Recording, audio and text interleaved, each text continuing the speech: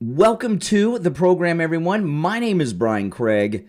This is where MAGA comes to talk. We're going to be live on the radio in just a few short minutes, so we're not on the radio yet. This is kind of like the pre-radio show part of the stream. Welcome. And what I'm going to open with is the Hannity interview with President Trump and Elon Musk. I watched it this morning in its entirety. It's on the Fox News YouTube channel. I did not watch it last night, but I did watch it this morning. And when things like this happen, I try to watch them as close to going on the air as possible so it's fresh in my mind. And what I'm going to ask you guys, and you could call me, about this, did Sean Hannity blow that interview? And I say that he did. I think out of all... Now, again, this is a common problem with... I'm going to open up with this, so you guys are getting a sneak peek of what I'm going to bring up on the radio. But Hannity typically blows his interviews, but that one was particularly bad last night. It was one of his worst because he wouldn't stop talking. He interrupts. He asks very basic, stupid questions, And I thought it was awful. And there's a few other things about it, too, that were pretty bad. Okay, just got the text from Mike on when we're going live. We'll be live in about 3 minutes on the radio. So that's what I'm going to talk about. And I'm kind of, I'm always reluctant to do that because when a lot of what I do is give, I guess, critiques and reviews of other people that that are in media. But I was really looking forward to that interview. I was talking about it on my podcast with my wife earlier this week, that interview would go down as one of the most historic interviews of any president ever, because there's never, to my knowledge, I can't think of one where any president of the United States has done a sit-down interview with a second person like that was not their wife. It's a very unusual opportunity. And Hannity, you know what happened with Hannity? He got divorced from his wife that he was married to when he started out. And then he got together, and then he started playing the field, because he's kind of a pudgy, not a good-looking guy, and kind of a dork. And he started playing the field with hot girls, right? Like Ainsley, he's engaged to now. And he feels like he's the big man on campus because he's living the life that he wished he could have lived in high school and in his 20s, right? Midlife crisis kind of stuff.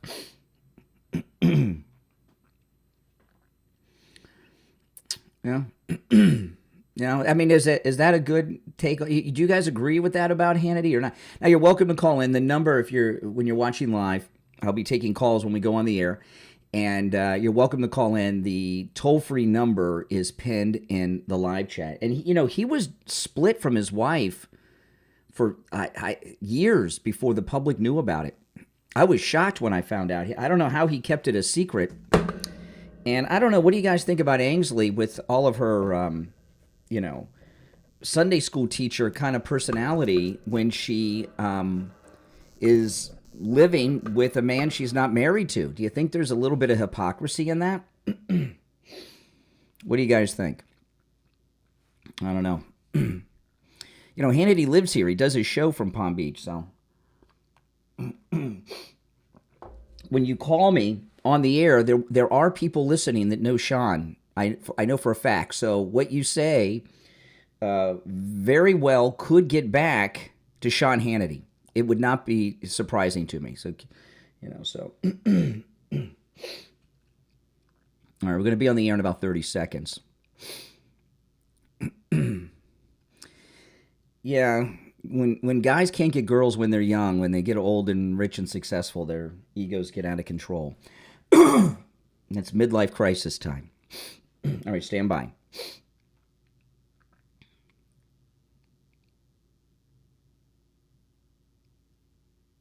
Welcome to the program, everyone. My name is Brian Craig, and you are listening to Florida's longest-running radio show, The Steve Kane Show, on the radio since 1977, celebrating 48 years on the radio. Oh, all right. We got a lot to cover today, but I'm going to start with the Hannity interview last night on Fox with our favorite president, Donald Trump, and Elon Musk. And I'm going to ask your thoughts on this. And I'm going to tell you, I've been looking forward to this interview since I first heard about it. I was very excited about it. They've been promoting this Trump-Musk interview by Hannity since before the weekend. Thursday or Friday is when I saw the first promo. And the promo they dropped was a very good clip. And I have been very, very excited. Okay, I mean very excited about this interview.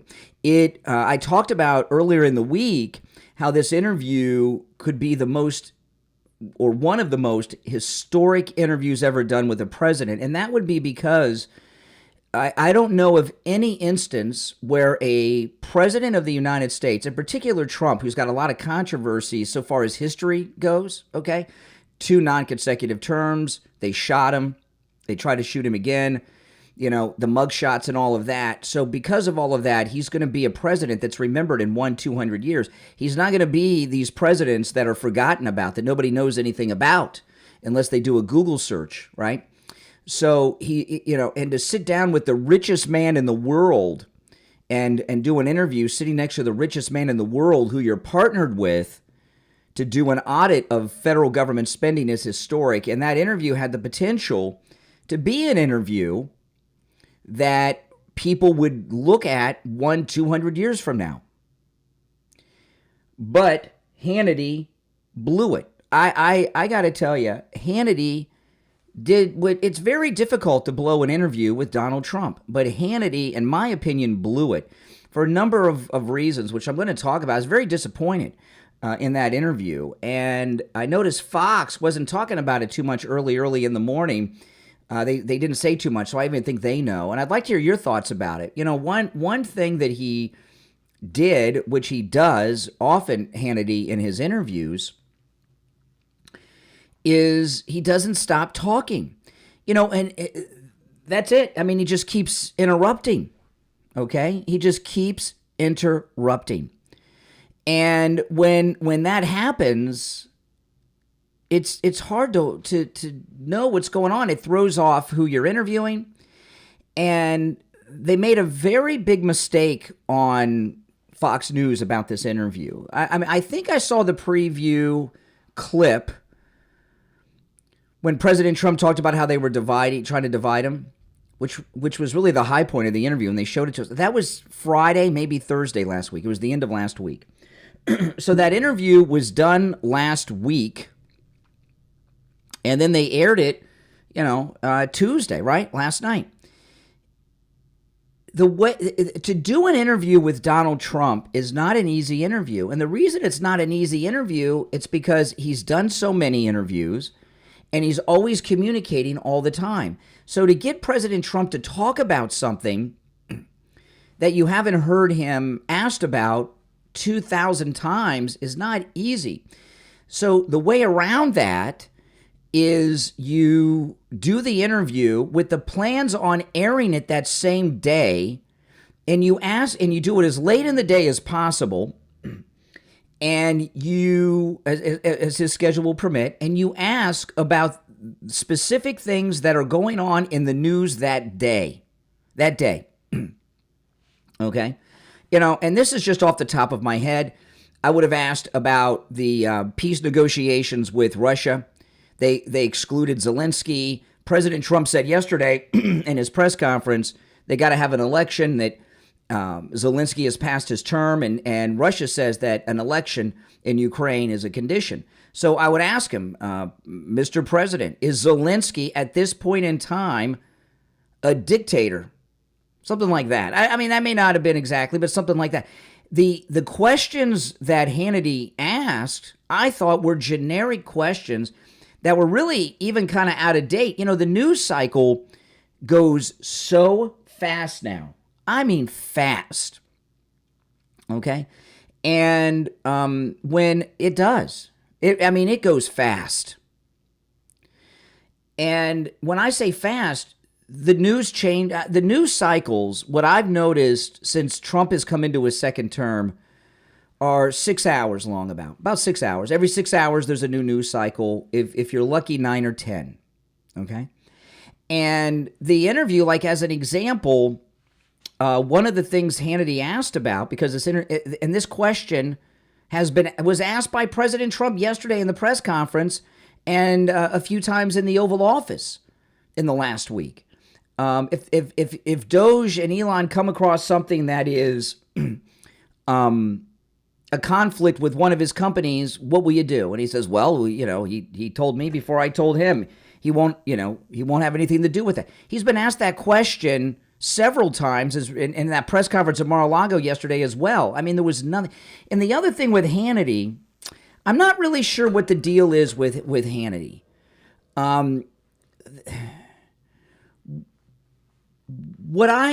There's been a personality change in Hannity in the last few years.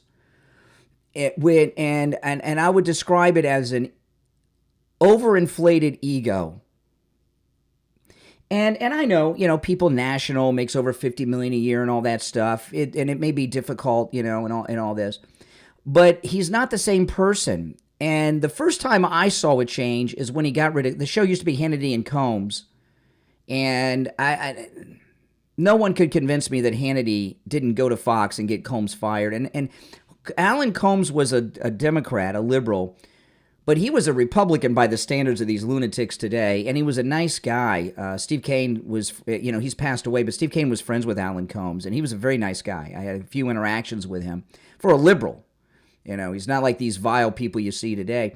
But what I think happened with Hannity, and this is just a little bit of my amateur psychological analysis, and if you're on hold, stand by. After the first break, I'll take some calls and like to hear your thoughts on the interview, and I've got more to share about it too. This is just the beginning.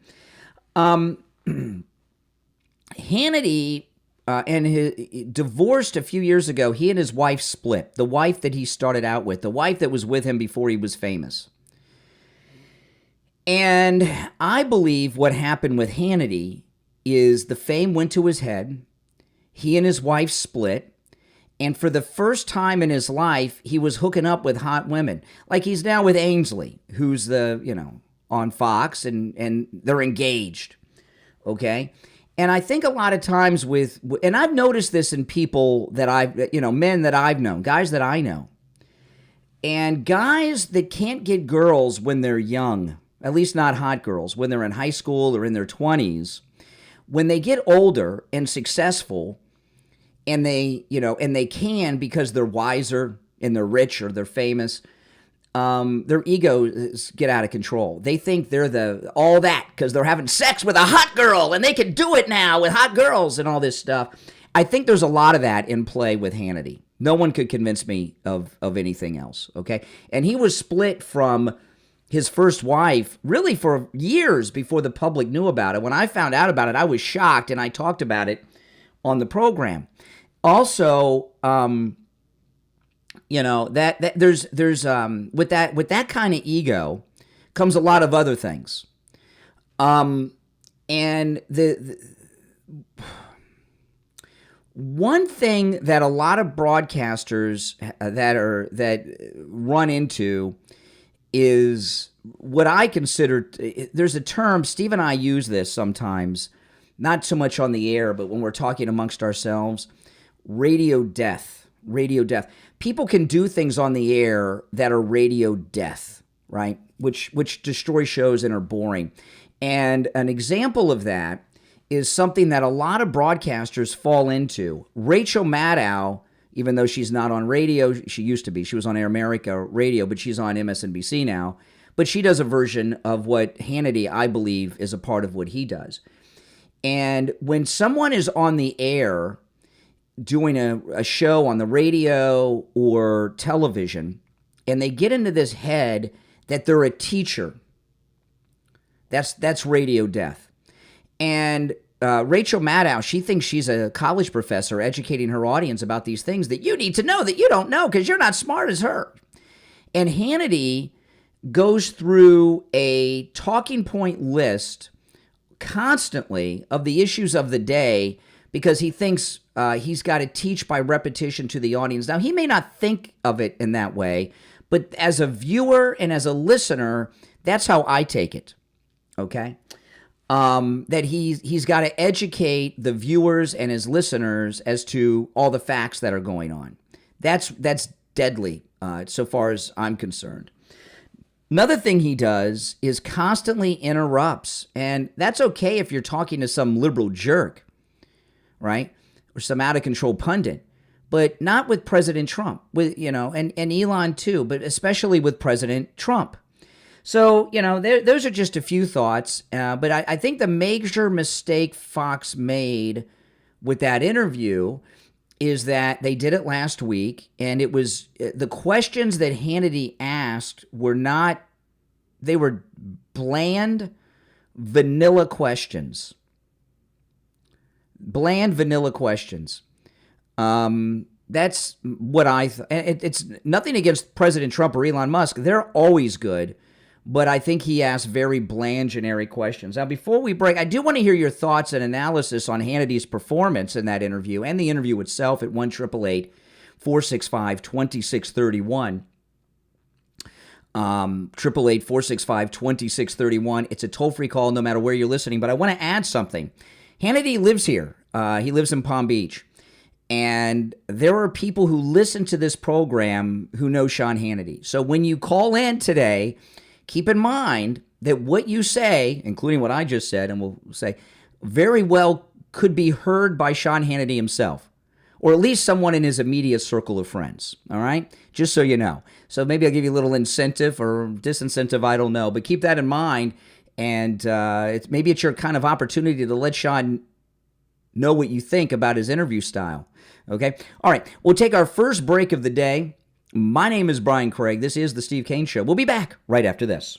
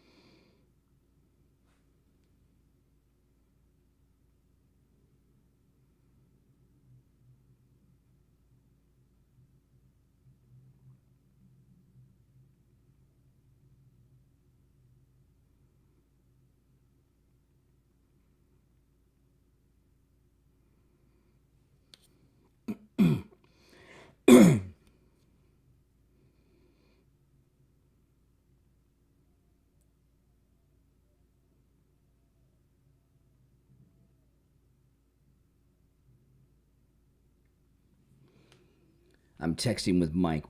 There's a delay between me and the radio station. So Mike and I were trying to figure out the time. They want to install some new equipment here at home for me. So, I can hear what's playing on the air and the commercial breaks, but I really don't want to do that because it's just more equipment and more technical stuff, and I don't want to have that. So I want to keep it as lean as I can on my end. So we think the delay is about 16 seconds. We're going to find out now. Stand by.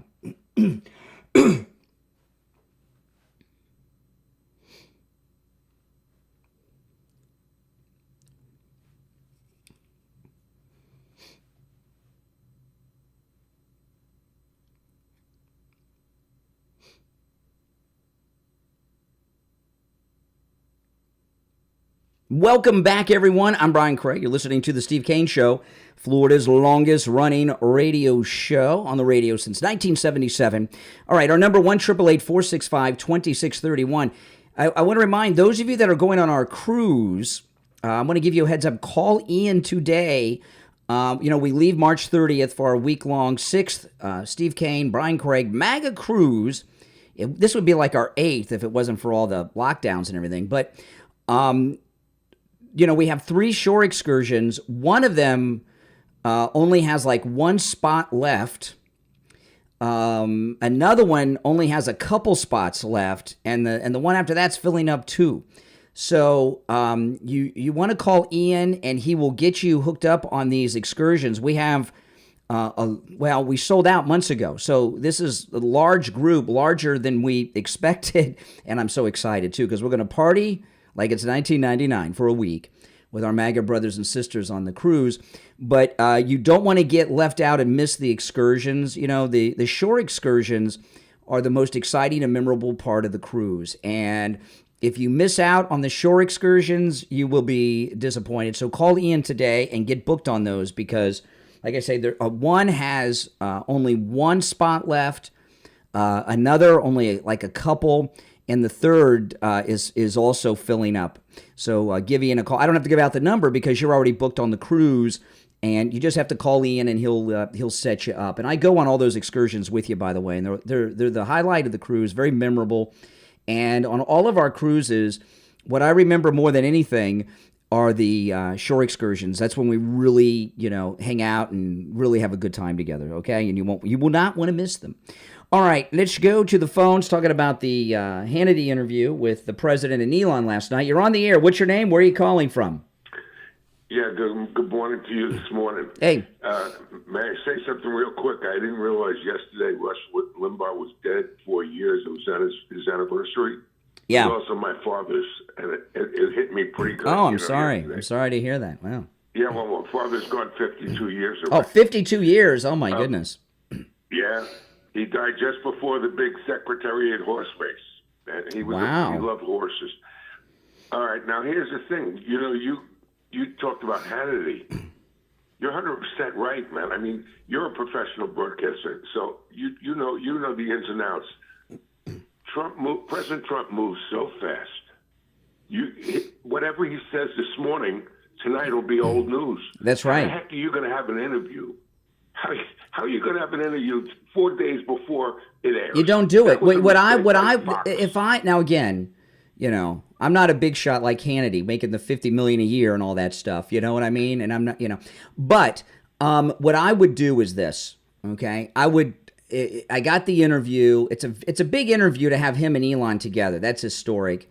I would go to Fox management and say, this is a special event. Okay. This is the time they gave me. He's the president, so you got to go by his schedule. This is the time he gave me. I'm going to do the interview, and I want it to air 2 hours later as a special report on Fox, no matter what day it is. And we're going to promote. That's how you do it. 100%. You got to give 2 hours, so they got time to edit. But that's what you do. You don't do this 4 days later and have out of date, very generic, vanilla questions. Yeah, I mean. It's like the good housekeeping. What did you do, Elon? How did you start your first company? I mean, it was like, it was sad. Well, as an example, like if I were talking to Elon Musk, one of the things I would say to Elon is this. They keep talking about how you're some kind of security risk. This is just off the top of my head while you're talking. This is, I haven't crafted what my interview questions would be.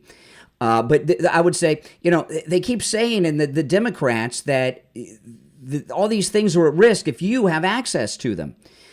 As the owner of SpaceX, what level of security clearance do you have from the U.S. government? And he has the highest because, his rockets don't have to go in space.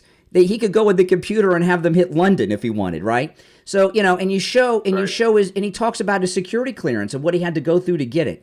And believe me, it's a high one. Not this. It was like an Oprah interview. Right. Yeah, people worried about their personal information. You have to know that every time you drive your car on the Florida Turnpike with that Sun Pass or whatever you have, they have all your information. Anybody that's got a credit card on file from you, any company that you deal with, that has your information. So, I mean, it's just craziness. I want to say something also. I don't know if you know this or not really quick. I understand that President Trump, it was on X, President Trump and Musk put this out, and him, they're going to save, if they save whatever they save, they're going to give back to the taxpayer 20%, which will mean at tax time $5,000 per household. And by the way, what show brought that up yesterday? Who said that? Who said that yesterday morning? No. Before that story broke, who said that on the air? You said that? I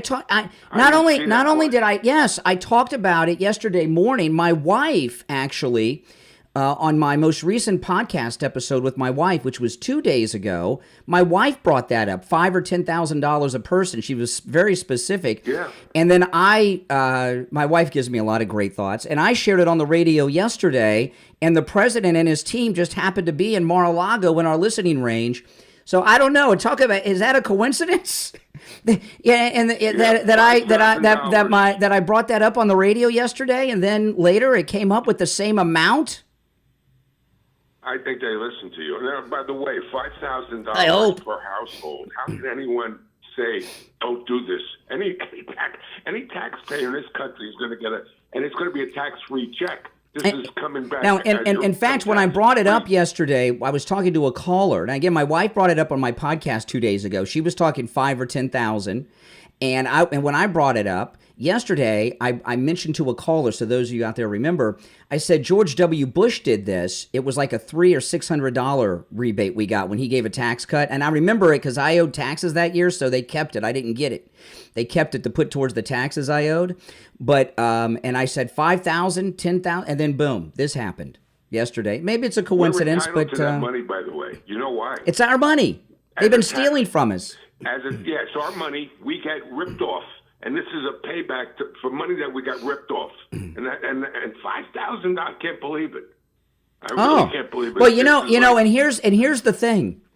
Here's the thing. By the time that $5,000 check comes around, everyone's going to be expecting it now, right? We're all expecting that $5,000 per household. I wish it was per taxpayer, but per household, I'll take the $5,000, and I'll probably buy the. My wife has a car and I have a car. My wife has a new car, 2025. My car's a 2011 Kia Sorento with 150,000 miles. I know your car. It's like a tan. I remember you. Yeah, it's like a sandy color. Yes, exactly. Yes, and what I'd probably do with the 5,000 is I'd go out and buy myself a new car, which I think I deserve. You know. Are you ready for this one? You know what just happened to me? Which shows you how the economy works. I have a 2017 Nissan Pathfinder with 52,000 miles, and the transmission just went. It's going to cost me $5,500. And I heard this yesterday, and I said, "Oh my God, this is like a gift from God." Well, my guess is by the time Doge is done, I mean, think about going into the midterm elections, and President Trump has given everybody a $5,000 rebate. And you know what? I wouldn't say that'd be the only one because, and by the way, that's just for taxpayers. Okay, just for taxpayers. They're going to find more savings that the government's been stealing by then. We may get a few of these. But now that they put that out yesterday, people are going to be expecting it. So it's going to happen. It's going to happen. They're put on a spot. They and I don't think they care because they know it's going to happen. They're talking about doing something. Doge is talking about doing something that I've wanted them to do for years. They're going to open up Fort Knox and find out if there's any gold in there. And I don't think there is. Yeah, that's another thing. I think they don't know whether it's good. They haven't gotten into that in how many years? I don't think there's any gold in there. I don't think there's any gold in Fort Knox. And you know why? You know why I don't think there's gold in Fort Knox? Because I've seen many documentaries on Fort Knox that were official, where they're inside, they're at Fort Knox. I've never seen them show the gold. No. So if they had a vault of gold, they would show it. Well, that'll cause a big rift in this country. The politicians won't know where to run. Well, it'll show you. Gold will go way up because it'll show you how rare gold is. There's not as much gold as people think. Absolutely. But you know the thing. Absolutely. But this I got to run. I'm late for the break. But thanks, Richie, for the call. All right. If any of you have any thoughts on the Hannity interview with the president and Elon, they're certainly welcome. 1-888-465-2631. It's the Steve Kane Show. I'm Brian Craig. We'll be right back.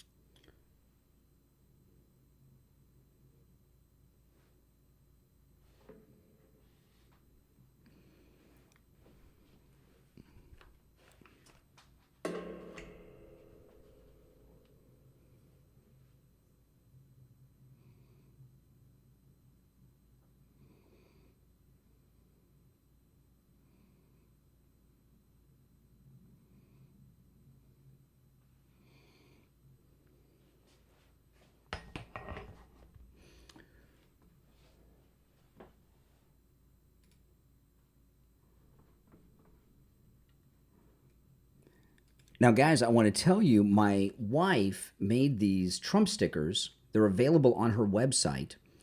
You get, yeah, that's right. You get 2 sheets for $10. 2 sheets for $10. Her website is stickersbythesea.com. Stickersbythesea.com. There's a link in the description of the video. And so you get 2 sheets in a set for $10. But if you buy 2 sets, you get a free Gulf of America sticker that she made too. And these are great. They go on your laptop, your wherever, whatever you want to put them on. They're really good. She made all of these. Stickersbythesea.com. You get 2 sheets of these for $10. And if you buy 2 sets, you get a free Gulf of America sticker. If you go to her website, you'll see it. Stickersbythesea.com. And then, see, there they are, like on a notebook, on a laptop. And then she made this Gulf of America sticker, and that star there shows Mar-a-Lago. And you get that for free when you buy 2 sets of these. Stickersbythesea.com. All right? I'd appreciate it. My wife would, too. She worked really hard on these. Stickersbythesea.com. Yes, yes, yes. Pretty cool, huh? Yeah, there's a link in the video description, or just go to stickersbythesea.com.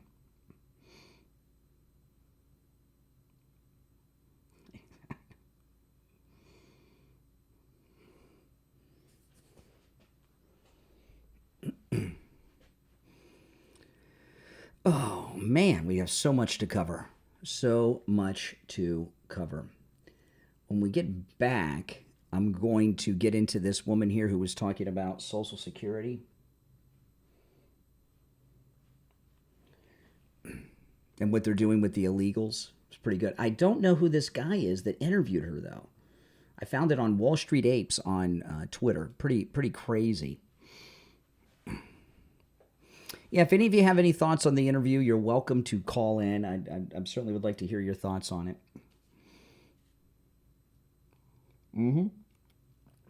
Oh, yeah, the Tom Homan sticker, that's a pretty cool one.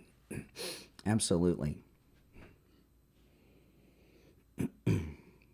We'll be back in a couple of minutes.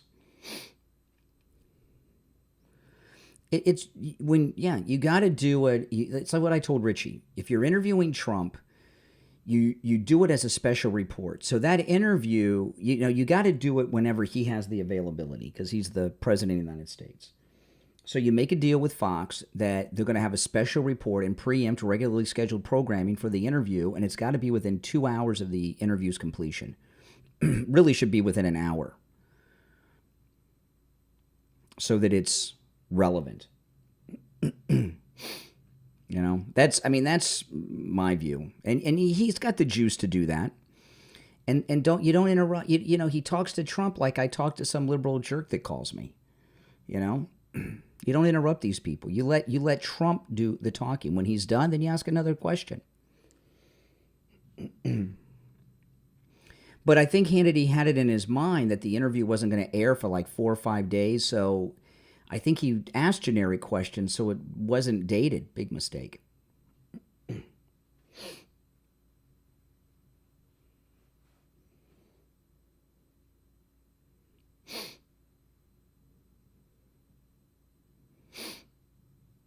Big mistake. Okay, we'll be back in about a minute.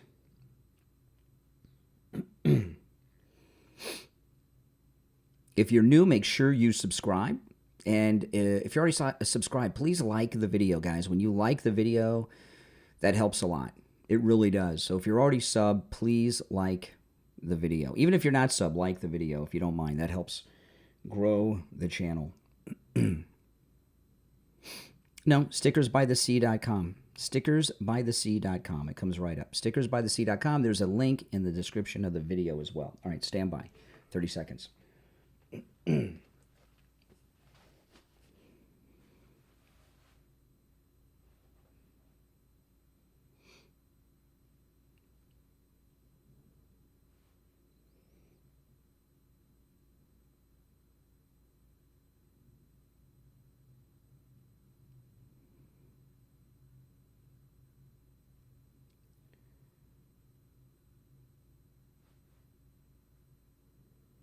Welcome back, everyone. I'm Brian Craig. It's the Steve Kane Show, Florida's longest-running radio show. So if you have any thoughts on the Hannity interview with the president and Elon Musk, I certainly would welcome that and your opinions. Am I being too hard on Sean Hannity or not? And another thing too about that, the big takeaway, the big takeaway from that interview is the strong bond they have is beyond Trump and Elon Musk, beyond anything that these leftists are going to be able to break apart. It's just not going to happen. Okay, so there's some other things I want to get into because there is a lot to cover, a lot of news to cover today, and we're going to get right into it. I wanted to play this. This I saw someone named Wall Street Apes on X dropped a clip of an interview who's a woman who's a whistleblower from Social Security. Have any of you seen this interview? Oh, my goodness. She's a whistleblower from the Social Security Administration, and she's talking about how the Biden administration was giving illegals Social Security numbers and getting them on Social Security disability for life. Listen, this is nuts. They wanted us to try to identify them in such a way that they would qualify for long-term Social Security disability. Now, what? Yeah, and long-term Social Security disability is for life. Yeah. So if they get identified and qualify for long-term Social Security disability, they are as good as set up for life for medical treatment. That doesn't sound like a refugee to me. Just being honest, Yeah. That sounds like somebody who's planning on staying here. Yeah, a refugee right. stays until the problem's over and then goes home. Well, that's right. And so they instructed us to try to identify, to try to get the client, because once they arrive here, they're now called clients. They're now called clients. Yeah. Okay. Because clients pay. Sure. See? Sure. I'm starting And to so- see where this is leading. Here. So they told us that we needed to talk to the client and ask them if they'd had any headaches, recurring headaches, or any lower back problems. Excuse me, anything that would qualify them for Social Security long-term disability. Wait. So let me get this straight. Part of the screening I know is it's supposed nuts. to be, are you sick, maimed, injured, whatever? Right. No. Okay, good, you can come in. Yeah. You get on the airplane, are you sick, maimed, injured, whatever? Yes. Good, so we can give you disability. Correct. What? Yes. This is insanity. Yes, it is insanity. I mean, but in order to get Social Security disability benefits, don't you need a Social Security number? Well, we were instructed in the meeting that one of the first things we were supposed to do was sign them up for Social Security. Wow. Okay. And it goes on for quite some time. I posted that on my X if you want to watch the whole thing. Now, the guy interviewing her, I've never heard of him before. He's a guy by the name of Josh Tolley. If anybody knows who he is, I don't know what his background is. I don't know what his political background is. I don't know. But that's pretty amazing. And that video, which I came across yesterday, has been going viral on X. I don't even know when that was done. I just know the guy's name is Josh Tolley, and she's a Social Security Administration whistleblower, and she gives a lot of very disgusting things. And one of the things, though, and that interview, I don't know if that interview was done recently or 3 or 4 years ago. So if anyone knows the specifics of that, please let me know. I want to give proper credit where credit is due. But what makes that interview, even if that interview was done 10 years ago, what makes it relevant today is one of the biggest scandals that's being investigated as we speak, and that is the story with all these people, 10 million people over the age of 120 that have Social Security numbers. Because one of the things people have been wondering is, are they giving those old Social Security numbers to the illegals? And now what we're finding is that they're just giving them they're generating new Social Security numbers for the illegals. And this backs up something that I've talked about during this Biden regime, and many others have talked about. The reason they get them on Social Security disability is because they also get Medicaid with that, right? The Medicaid is part of the Social Security disability. So they have, which covers everything. And they don't have that plan where you got the deductibles and all that stuff because they have no income other than their disability. So they got Social Security disability. They've got the Medicare. I mean, think about this. I mean, I tell you guys quite often, I am uninsured. It's what they call self-insured. And it's really by choice. I could go out and buy health insurance. But for someone my age, the way that Obama destroyed the private healthcare industry, I had health insurance until Obama. The monthly premium and the deductibles are so high, I'd have to spend so many thousands of dollars before I got 1 cent of coverage, and we're blessed. We have great sponsors that are in the medical field that treat me, right? We got doctors for pretty much anything that ails me. So, that helps, but they're getting it for free. So not only do they have guaranteed monthly income, it's like an annuity we talk about with Joe Thomas. These illegals have guaranteed income coming to them every month for the rest of their lives. They've got Medicare. They got that Social Security number too. And, because they've got that Social Security number, they can apply for other benefits like EBT cards, right? Food stamps, Section 8 housing assistance. And this backs up the great replacement fact, not theory, that the Democrats were up to.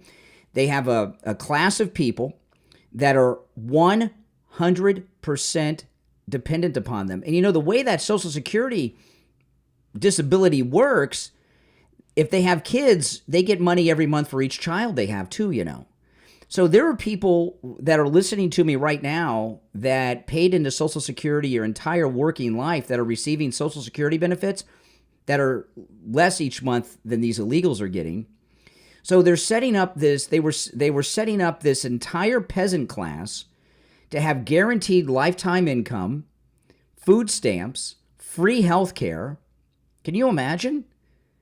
Right? Section 8 housing, and God knows what else. And the way, I know, it's pretty bad. If you're on hold, stand by. I'll take some more calls after the next break. But it's bad, isn't it? Oh, yeah. It's as bad as it gets. And if the Democrats would have won, and for that matter, even if like Nikki Haley would have become president, that wouldn't have stopped. She would have talked the talk, but it would have continued. This would have gone on for so many years until all of a sudden they were the new majority in this country, and they're 100% dependent on the Democrats for everything. Their housing, their food, their money, their kids, everything, all dependent on it, and they'd vote Democrat for the rest of their life. That's what was going on here. Now, one of the things that President Trump is going to do, and he did mention this with Elon in the Hannity interview last night, these illegals getting Social Security is going to be gone. They're going to take it all away. The cuts to Social Security are going to be to these illegals that should not be getting it. They're going to be cut off, as they should. And, it's amazing to me that this, have you seen this on television? And I don't care if this interview's old. It may be 3 or 4 years old. I don't know when it was done. But it's going viral the last, I don't know, about 18 hours on X. So it's new to all of us, even if this is 4 years old. I don't know. It could have been 4 days ago or 4 years ago, but it's new to us. An inside look at what the Biden regime was doing, okay? So this should be all over the news, top, bottom quarter of the hour. And the Democrats, my entire life, every election, they always talk about saving Social Security. Republicans, that Social Security lockbox. Well, they're giving, how much Social Security are they giving to people that are illegals to our country? My goodness. Now, guys, Tuesday, you are all invited to come meet me at Attorney Barry Siegel's Revocable Living Trust Workshop in Boca at the Spanish River Library. We'll be there at 10 a.m. on Tuesday, okay? And other than the cruise, this is the only appearance I have scheduled all year, and I really hope you guys come out to see me and talk. I'll be there before, I'll stay during and after so we can hang out and talk. And the Spanish River Library, it's Tuesday at 10 a.m. I'm going to give you the number for Barry Siegel's office. If you could call them to let them know you're coming, it's completely free, okay? But if you call ahead, I know all of you won't, but I hope that you do. It lets them know what size room they need and how many chairs they need so everybody has a seat, okay? Sometimes I've gone to these and I've given up my seat to nice people. So just call, let them know you're coming, and they'll give you directions if you needed to. 855-FLA-3782, 855-FLA-3782. And, of course, the website is SiegelLawGroup.com. So come meet me, Brian Craig, Tuesday at 10 a.m. at the Spanish River Library in Boca with attorney Barry Siegel and his incredible law team there at 10 a.m. on Tuesday. All right, we'll take our last break of the first hour and be right back.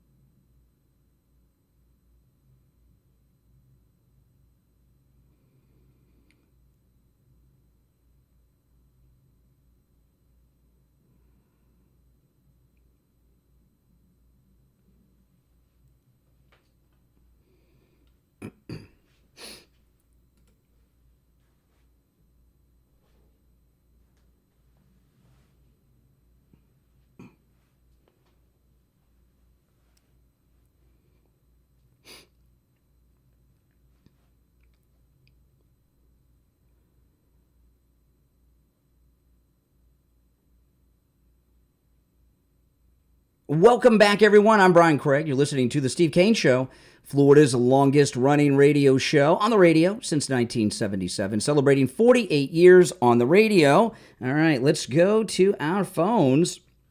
You're on the air. What's your name? Where are you calling from? Yes, you're on. Hi, this is Diana from Springfield, Ohio. Hey, Diana. What president is from Springfield, Ohio? Sorry? There's a president from Springfield, Ohio, isn't there? Yeah, we have. Yes, you were talking about the. Yeah, there is. The Social Security numbers that were being given to illegals. Yeah. Yeah, you're on the air. Go ahead. Yeah, go ahead, Brian. No, you go ahead. You called me. Yeah, what about the Social Security numbers going to the illegals, yes?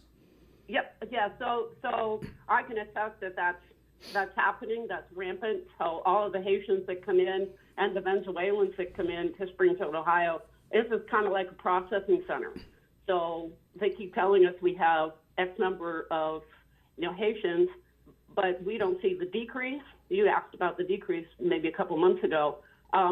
But they just keep coming in. They go to Job and Family Services, get their SSI, their Social Security number, they get processed, and then they move on. But it's a constant revolving door.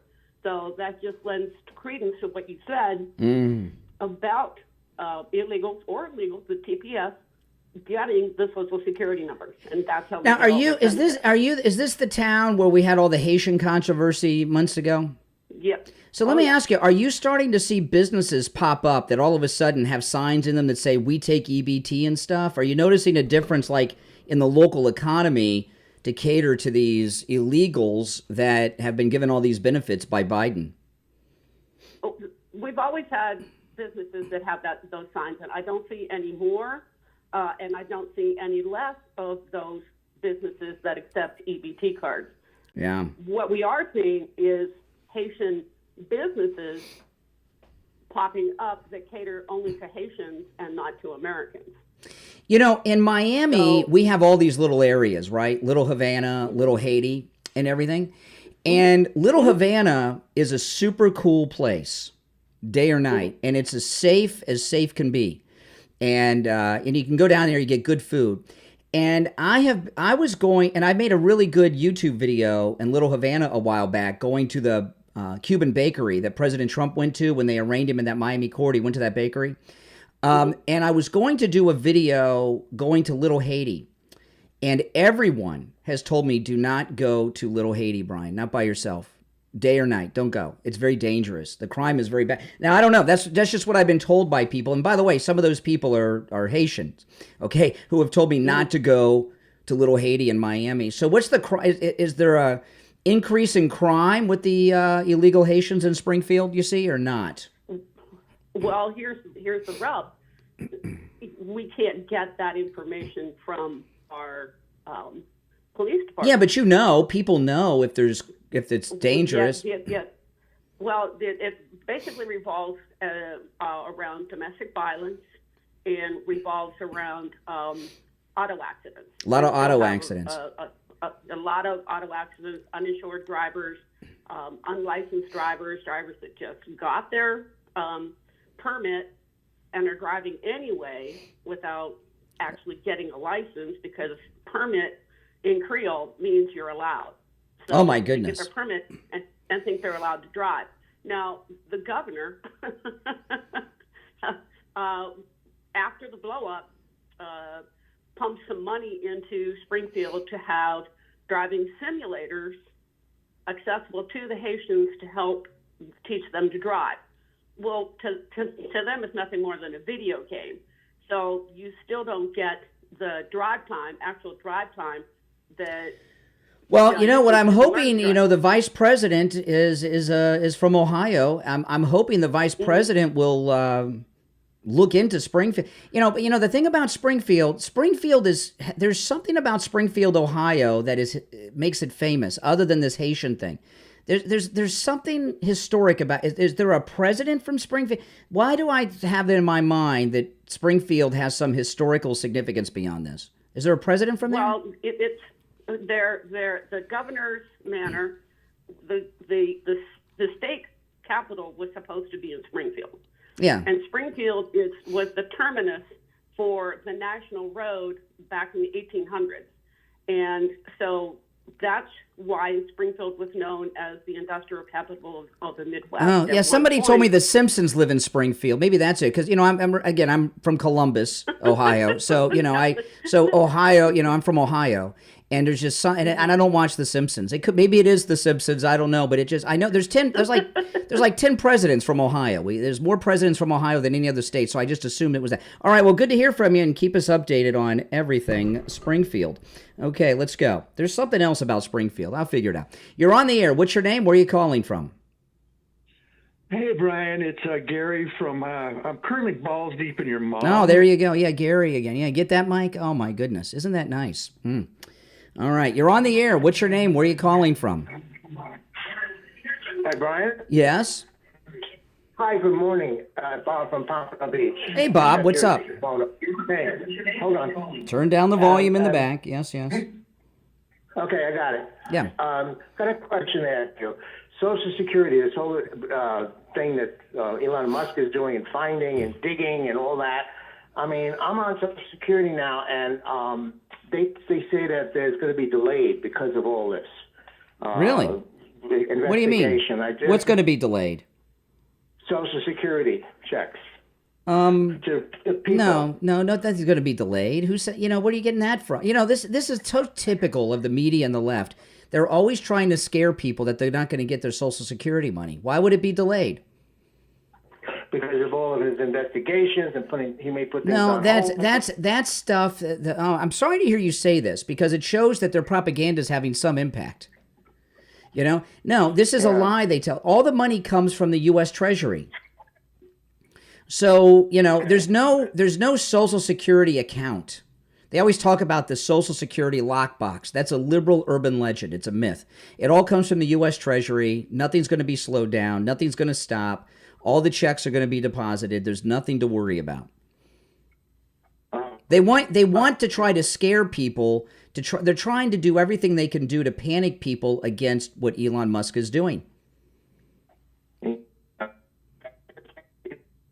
But I think though that there's a problem with your cell phone. So maybe the cell phone, maybe they're taking the cell service away. But hey, listen, I appreciate the call, but that's a very troubling call to get because that's a smart guy. And that means that he's probably watching a little bit of CNN or MSNBC. In the next hour, though, I'm going to get into some more audio sound bites from both the president. President Trump had a great press conference at Mar-a-Lago yesterday, if you saw any of it. And then he was at an event last night with General Flynn. And he said he's offered General Flynn many jobs in this second term, and he's turned them all down. Why do you think that's happened? Do you think General Flynn has turned the jobs down because he doesn't want to tarnish the Trump administration? Because the left would have freakouts over that. Or President Trump was joking around, says he's doing so well that he doesn't want to take the pay cut. I don't know. But I am going to play some audio sound bites from the president yesterday, and his press conference at Mar-a-Lago yesterday was epic, and there's a few things from that I want to share and talk to you about. You're welcome to call in about the Trump-Elon Musk interview by Sean Hannity last night. I shared all my thoughts about that in the first couple of segments, so I'm not going to go over that again. But you're welcome to call in with your thoughts on it. Just to caps, I was very disappointed in it. I mean, it wasn't Trump's fault or Elon. It's just Hannity did a terrible interview. And they did an interview 4 or 5 days ago. So the questions were very generic, vanilla questions. They weren't really relevant to anything that's happening today. And it was just, Hannity made a lot of mistakes with that interview. And I was so looking forward to that interview. To see the two of them side by side is really historic. Now, I want to tell you guys that the free shipping offer continues at mypillow.com. The mega sale continues with our promo code Kane, and it's free shipping on all orders, no matter how small, no matter how large. There's no minimums on that, and huge deals with our promo code Kane. And one of the biggest discounts they have right now is on the MyPillow mattress toppers, and this is a new discount that they're offering on these. And I got my MyPillow mattress topper. I've been sleeping on the 3-inch MyPillow mattress topper for years. And, if you guys follow me online, I don't sleep that much. I go I go about 18 hours a day every day. But those few short hours of sleep I get are so deep and well rested because I'm sleeping on the MyPillow mattress topper. If you have an old mattress that's lumpy, bumpy, maybe it's an uneven mattress and you think you need a new one, get the MyPillow mattress topper. Both the 2 and 3 inch mattress toppers I've slept on. My daughter has the 2-inch mattress topper on her sleeper sofa because so it folds up well in the sleeper sofa. But I have the 3-inch MyPillow mattress topper on my bed at home, and my wife and I have been sleeping on it for years. It attaches to the mattress very easily and it doesn't move. and you will sleep like you've never slept before every night for the rest of your life. You know, new mattresses, this is not an exaggeration. A new mattress costs more money than a lot of the cars I've driven. And those of you that remember me from years ago when I was first starting out, you remember the cars I used to drive? Some of you have been around for a long time, and you know I'm not kidding. So go to MyPillow.com. Free shipping as well at MyPillow.com with our promo code Kane at checkout, Kane. All right, we're going to take our break. We'll be back with your calls and much, much more. It's the Steve Kane Show. My name is Brian Craig. Our number 1-888-465-2631. 888-465-2631. We'll be right back.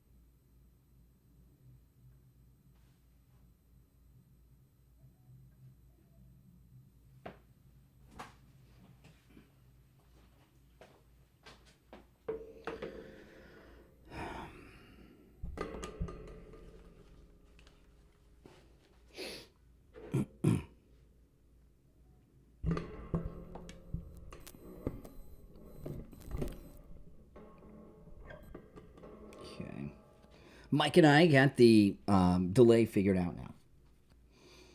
So a little less than 2 minutes and we'll be back.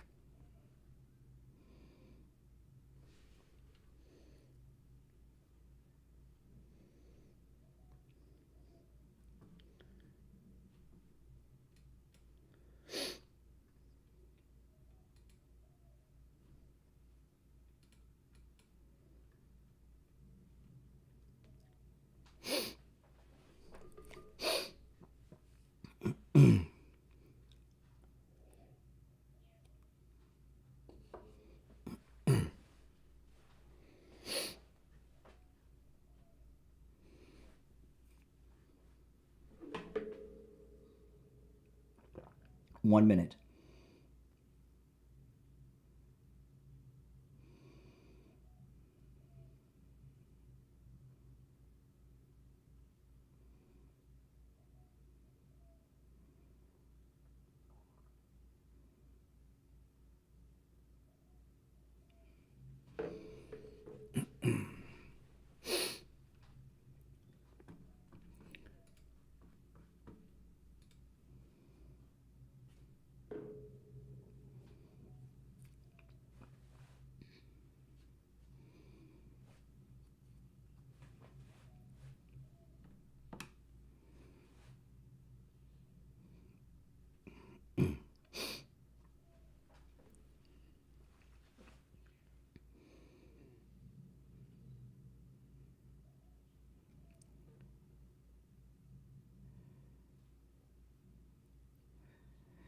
Welcome to the program, everyone. I'm Brian Craig. This is the Steve Kane Radio Show, Florida's longest-running radio show, and we've covered quite a bit today. If you're on hold, stand by.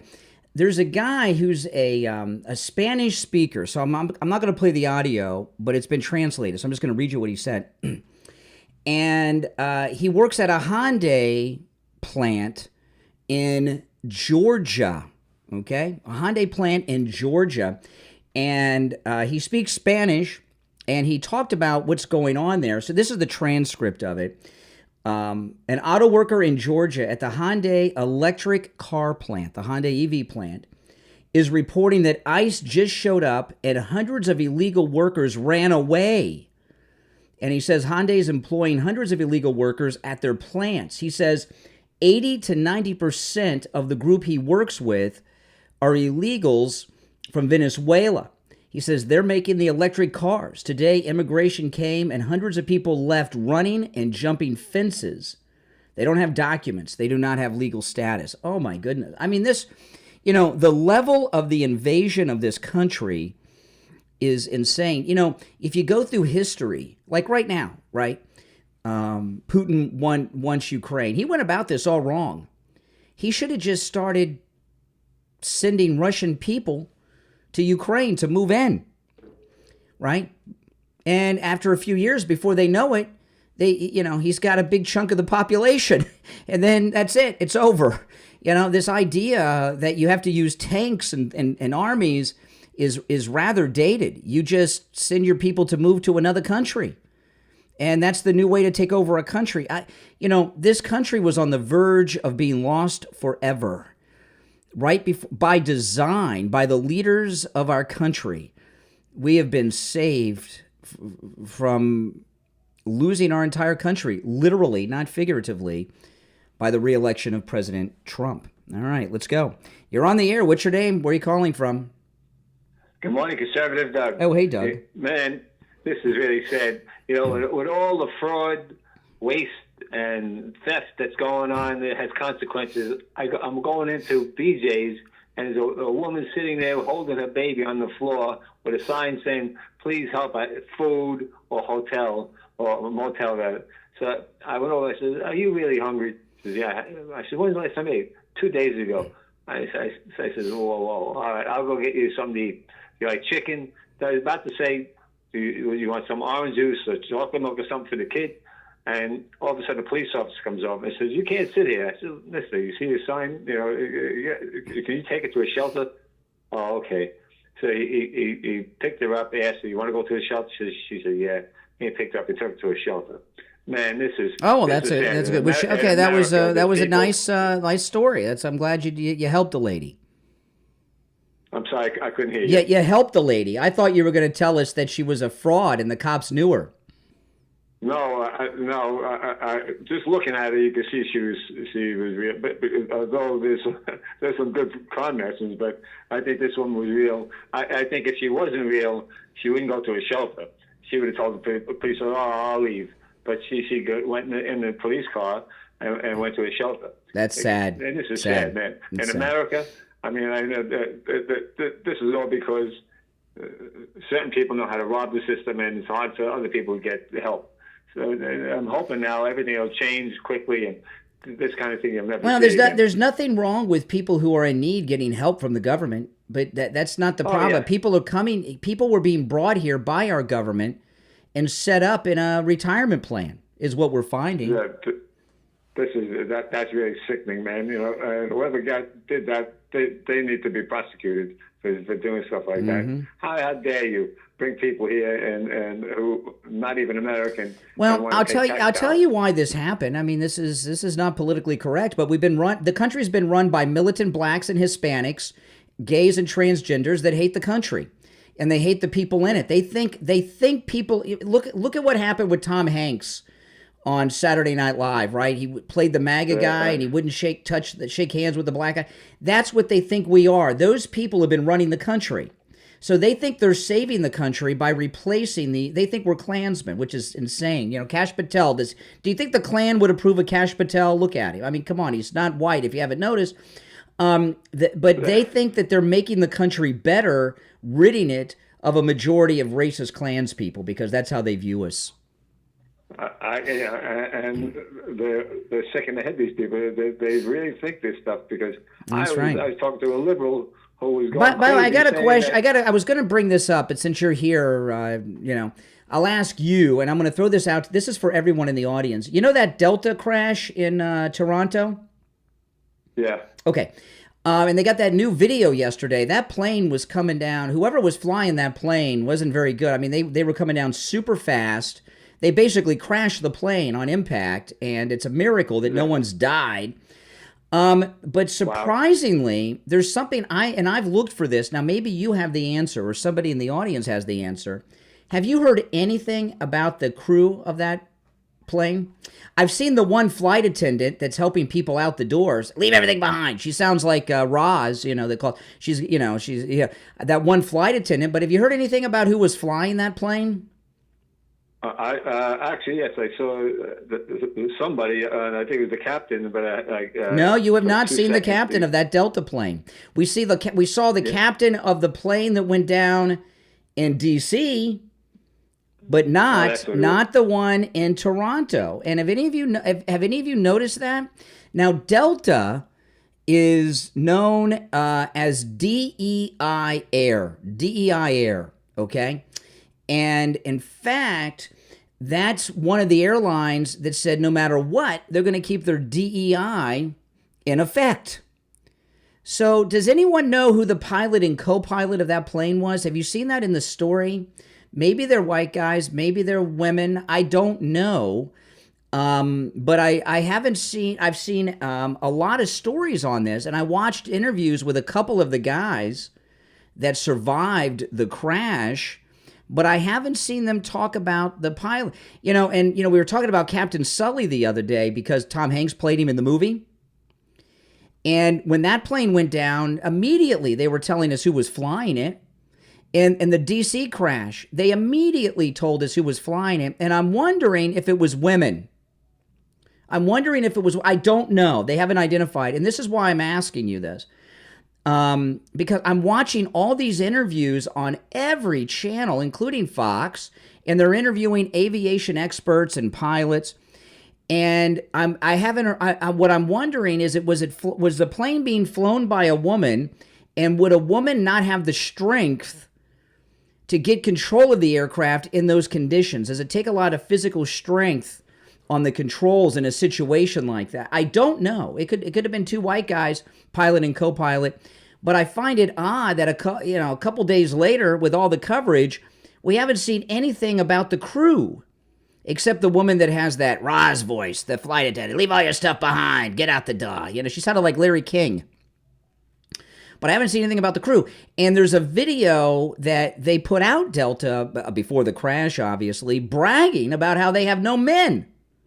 So I'm just wondering, and if they were women, that means these two recent god-awful crashes were the fault of women, because the helicopter was flown by a woman that we've heard very little about. So I'm asking you guys, if you've seen identified in the press, and if you have, when you call in to tell me where I can find it. If it was two guys, I'm fine. That's good. Let's get it out there. I'm not trying to spread misinformation, but I find the fact that a couple of days after the crash, and that's a very unusual crash too. Never seen anything like that before. That they haven't told us who and they're interviewing all these people from the plane, but they're not interviewing the crew from DEI Air, which is Delta. So if anybody has any intel on that, please let me know. You're on the air. What's your name? Where are you calling from? You're on. It's Joe from Minneapolis, Minnesota. Hey, Joe. What's up? I'm just talking. I have a few family members that was on that plane. Oh, please. You have a few family members? Really? Give me a break. That light that was blinking next to me, that's a new light they put in, the BS meter. Save me some time. It's a new AI. Okay, it's 14 minutes after. I'm Brian. It's the Steve Kane Show. We'll be right back.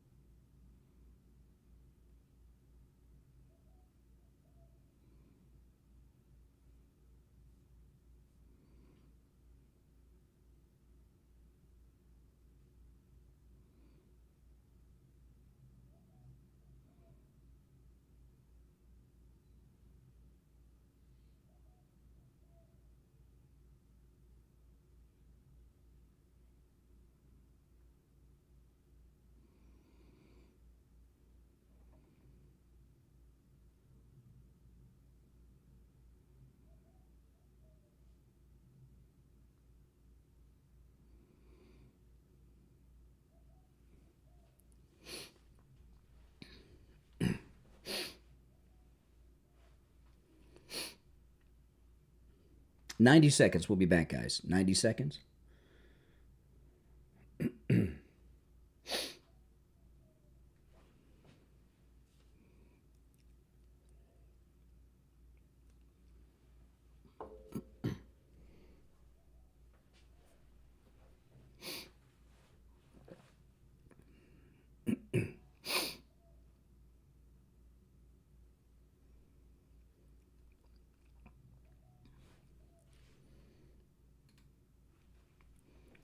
1 minute.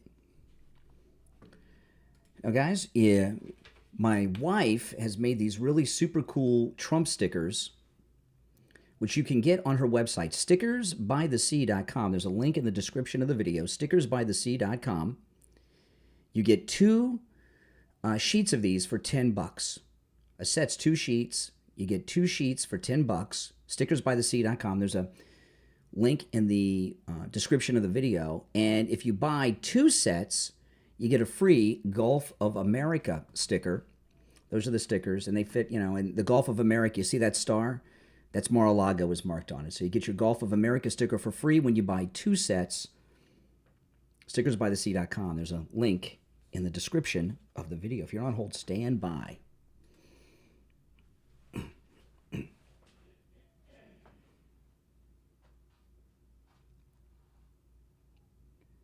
Welcome back, everyone. I'm Brian. It's the Steve Kane Show, Florida's longest-running radio show. Call us on hold, stand by.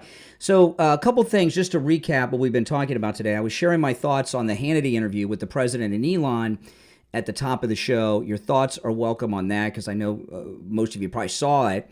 I think Hannity did maybe the worst interview I've ever seen him do. It was just... You know how difficult it is to mess up an interview with President Trump and Elon Musk side by side, but he blew it, in my opinion. But your thoughts and reviews are welcome. Now, before the break, though, I was talking about the Delta plane crash in Toronto, and I don't know who was flying the plane. So has anyone seen a story identifying the pilots? And if so, tell me who they are and where I can verify that. Delta was very, very vocal that they are not going to do away with their DEI policies. And they released a video that has gone viral. Especially since the crash, but it went viral when they first did it, of there's no men on the planes. Remember that song, It's Raining Men? It's like the opposite. There's no men. And I just find it odd that we're a couple days after not just a plane crash, but a very unusual crash. There was an explosion, there's fire, it turned upside down, no one's died, and they haven't identified the pilots. So if anyone knows and has a story that I can look up and verify, please let me know. But I'm wondering if that plane was flown by DEI pilots. It came in so fast and hard, and I'm wondering is it possible there was a female pilot that wasn't strong enough to get control of the aircraft in a situation like that? I don't know. It could have been 2 guys that have 30 years of experience flying in the Air Force and Navy. But I just find it odd that they have not identified the pilots yet. In fact, they seem to be going out of their way not to identify because I haven't heard anybody ask. You're on the air. What's your name? Where are you calling from? Hello? Yeah. You're on the air. What's your name? Where are you calling from? I'd rather remain anonymous. That's my dog. All right. I just started listening to the show just in the last few nights. I had trouble sleeping and woke up early. Okay, welcome. I've been hacked over 1,000 times. Okay. And I want to get on the radio. Well, you're on the radio now. Why'd you call me? I want you to block my voice. I don't want to give my name. All right, well, fine. Tell me why you called. What do you want to talk about other than you? Because, pay by minute, like cricket or stuff like that. Because listen. The call. I'm gonna hang up on you because you got nothing to say. All right, goodbye. Lunatic, a crazy person. Oh my goodness. All right, so my favorite. It's hard to pick a favorite in Trump's orbit, but you know who I really love and enjoy hearing speaking is Stephen Miller. Stephen Miller is one of the smartest people I've ever seen that's a conservative talk about issues. He has a lot of stage presence, too. He commands whatever room he's in. He's always spot on, and he's unapologetic. And he was on CNN yesterday. Listen. There's no waste in HHS. Stephen, I don't think anyone... Then why are you not celebrating these cuts? If you agree there is waste, if you agree there is abuse, if you agree there is corruption, why are you not celebrating the cuts, the reforms that are being instituted? Every day that no action is taken, the entire salaries of American workers that are taxed disappear forever. Stephen, let's calm down. This is we're not having a debate. There's no reason about whether there are places... You are clearly trying to debate me, and I will be as excited as I want to be about the fact that we are saving Americans billions of dollars, that we are ending the theft and waste and grift and corruption, that we are stopping American taxpayer dollars from subsidizing a rogue federal bureaucracy that has been relentlessly weaponized against the American people. You know, it's amazing to me as this continues to go on with the left that they just can't get themselves to be even pretend to be bothered that it's you know, the number I use is a fictitious number, but there's quadrillions of dollars that are being stolen from the taxpayers, quadrillions of dollars. And President Trump, in the interview last night with Elon Musk on Hannity, you know, Hannity said, how much are you going to find? Even though they're finding billions and billions, right? They think they're going to find $1 trillion or a future. And President Trump says we're going to probably find 1% of it. That's it, just 1%. That's how much there is going on. Now, later, I might play a clip of this later after the bottom of the hour break, but President Trump at the Mar-a-Lago press conference was going through some of the things they found, just small. You could do a 24-hour nonstop reading of the things they're finding and go on for weeks and probably not get to it. It's all absurd. And he says, this is fraud. This is fraud. And all these expenditures for these things around the world and these stupid programs, the money's not really going to that. It's going to individuals somewhere. It's theft. It's fraud. It's money laundering. And, you know, President Trump, when he was at his press conference yesterday, was reading through that list I read to you guys a couple days ago of the ages of the people on Social Security. Now, they're saying there's about 10 million active Social Security people, 10 million over the age of 120. That's impossible. Everybody knows it. And they're trying to find out if, President Trump said, they're looking to see if payments are being made. And if so, who's getting them and for how long? What's going on here? There's another thing President Trump talked about these government contracts. They hire somebody to do a contract that's like for 3 months, and then they pay them forever for 20 years.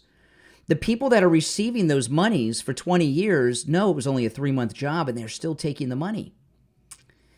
This is fraud, and some of these people will be arrested. Now, tomorrow, we're expecting Kash Patel to be confirmed.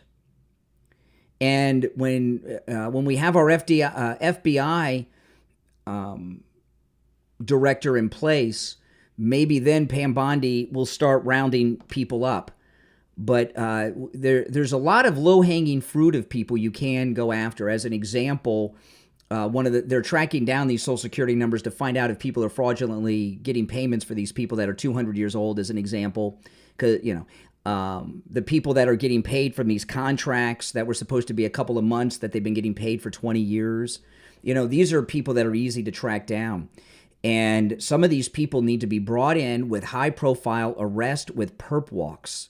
And you know what? Maybe even offer deals, because there's a criminal organized enterprise going on, and you start bringing these people in, you get an inside look at how it works. Now, I want to remind you all that Tuesday morning at 10 a.m., I'll be joining Attorney Barry Siegel and the Siegel Law Group in Boca for the Revocable Living Trust workshop at the Spanish River Library. When I get off the air on Tuesday, I'm leaving the studio and heading right there, and you are all invited. And I hope you all come and join me there, the Spanish River Library in Boca at 10 a.m.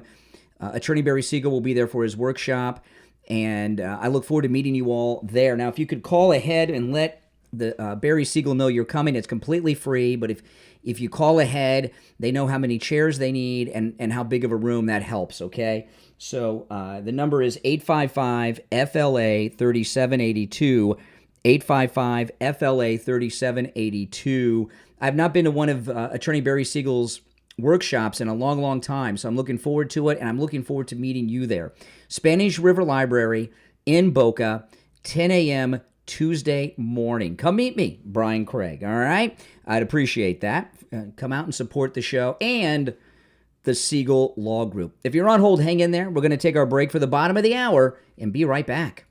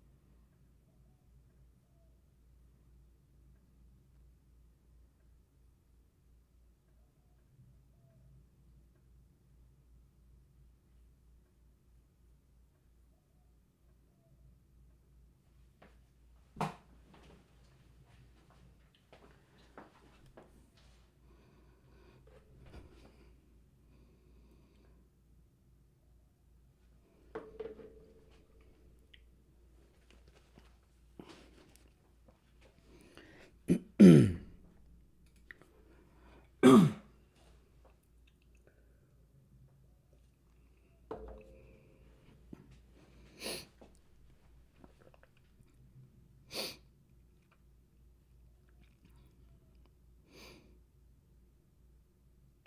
back, everyone. I'm Brian Craig. You're listening to The Steve Kane Show, Florida's longest-running radio show. I'll take a call or two before I bring up anything new. You're on the air. What's your name? Where are you calling from? Hi, Brian? Yeah. Yes, you're on the air. Brian, this is Jeff from Boynton Beach. Hey, Jeff, what's up? I wanted to explain, am I on the air right now? You are indeed. Yes, yes. Okay, I wanted to explain to you something about the pilots of the Delta flight.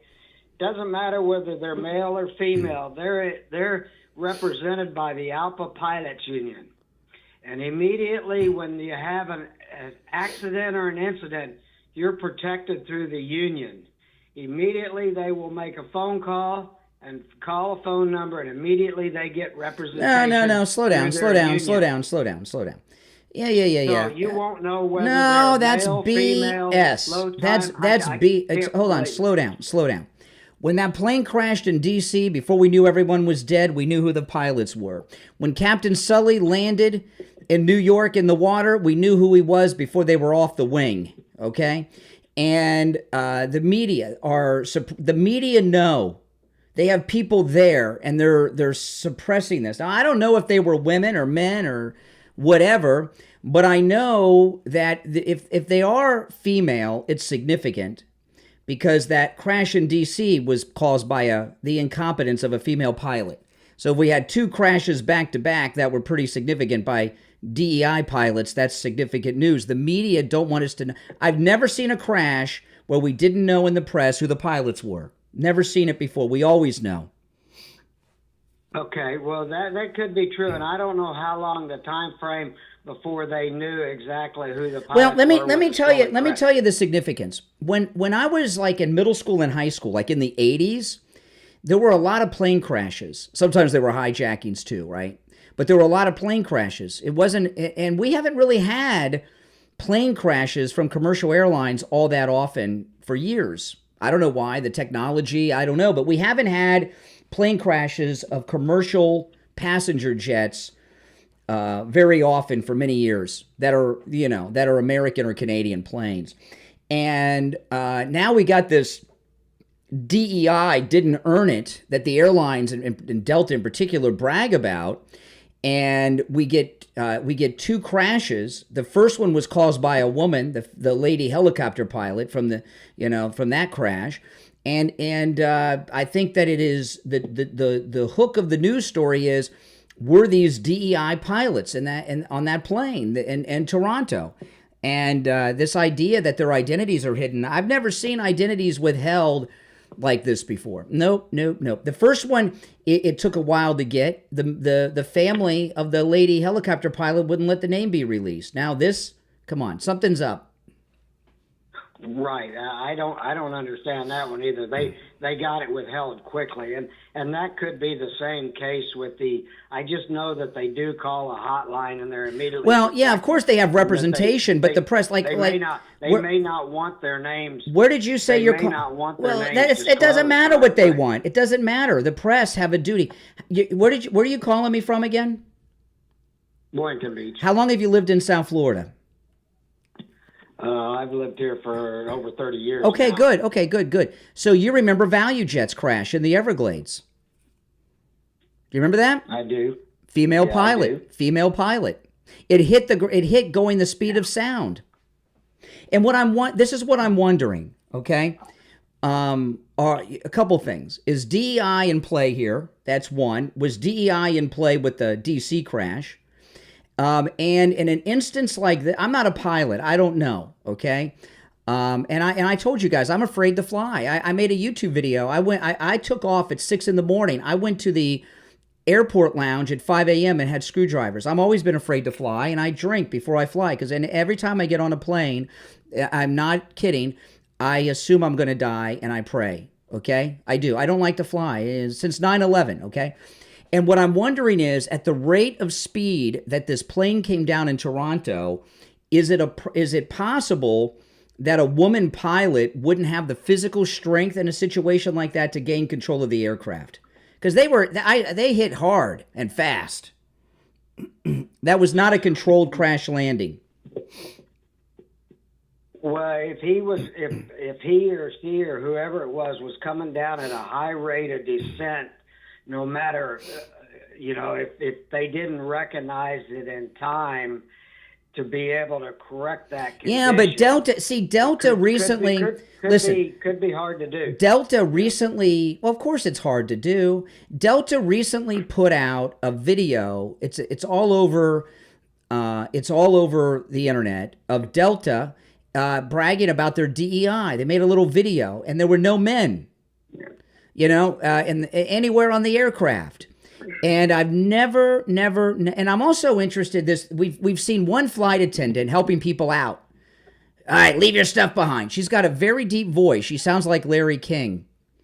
And I'm just wondering if this was a DEI flight. Well, I don't know. I'm not a fan of DEI. I know, and I'm not judging it by DEI. But one thing I can say, and I can tell you that over the last many years, there has been quite a substantial pilot shortage, and they've gone into hiring lower time pilots into before they get.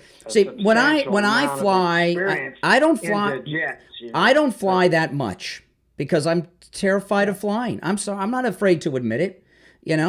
I haven't flown sober except for one time since 9/11, and because I was flying with my daughter when she was little, and I didn't want to be tanked with my daughter on the plane, and I was terrified. All I could think about, and I remember once I flew. Remember the 9/11 report that Congress put out? I went to I was at the airport store outside at the terminal, and I bought the 9/11 report, and I said, I'll read this. So we take off. I'm reading it, and it's all about the crashes and the hijackings. I'm like, what do they sell? I mean, what is this? This is nuts. They're going to show movies about plane crashes? It was like a scene out of Airplane. But listen, typically American airlines, U.S.-based airlines, as well as Australia, the U.K., and Israel, and a handful of other major countries, you could always rest assured on a major airline that probably the pilot has military training from that country. And I always felt safer with that. But now, you get these pilots, they haven't flown in the military, they take flight lessons down at the airport. Forget that. And so if DEI is in play here, I think we have a right to know. And is DEI making our skies less safe? There's no one could tell me that lady helicopter pilot was not a DEI. She didn't know what the heck she was doing. She didn't know what altitude she was at. She was at the wrong altitude. She killed all those people. So and I've never seen a crash where the pilots were not identified, even when they survived. Not like this. I'm sorry. There's, it could have been two white guys up there. I don't know. That could have been in the military flying for 15 years, 20 years. But to me, it seems like the media are going out of their way not to share the identity of the pilots. You don't agree, though? And there's one other thing that I can explain to you, that military pilots are very good pilots. They're very well trained. That's right. They're smart. They're very well educated. But if you get a commuter pilot in a jet like that's flying day in and day out out of the weather up in the Northeast, the Midwest, they are very skilled pilots. As long as they have some time. The military pilots, the way that it used to, the military pilots, they train on how to take a plane like that out of a full stall in flight. Okay? These people that learn down at your local airport, that are getting their pilot's licenses, you don't want to put your life in their hands. I'm sorry, I don't. I that's just me. And I mean, I think the public has a right to know about both of these crashes if DEI was in play. Well, we'll eventually find out because there'll be an investigation, and the investigation. Well, like I'll tell you, when I flew recently to California, I could have gotten not only a Delta flight cheaper, okay, I could have gotten like the business and first class, and I didn't fly it because of this DEI stuff. You know, I flew JetBlue because Delta's been bragging about their DEI program, and I got to tell you something. If you put on the side of an aircraft, this plane is proudly flown by DEI pilots, would you get on it? It's not only Delta, my friend. It's all of them there. I don't know if it's all of them, but Delta likes to brag about it. Delta's been bragging about it. All right, appreciate the call. Delta's been bragging about it, which is a lunacy. All right, listen. We're going to take our last break of the second hour. You're listening to The Steve Kane Show, Florida's longest-running radio show. My name's Brian Craig. We'll be right back.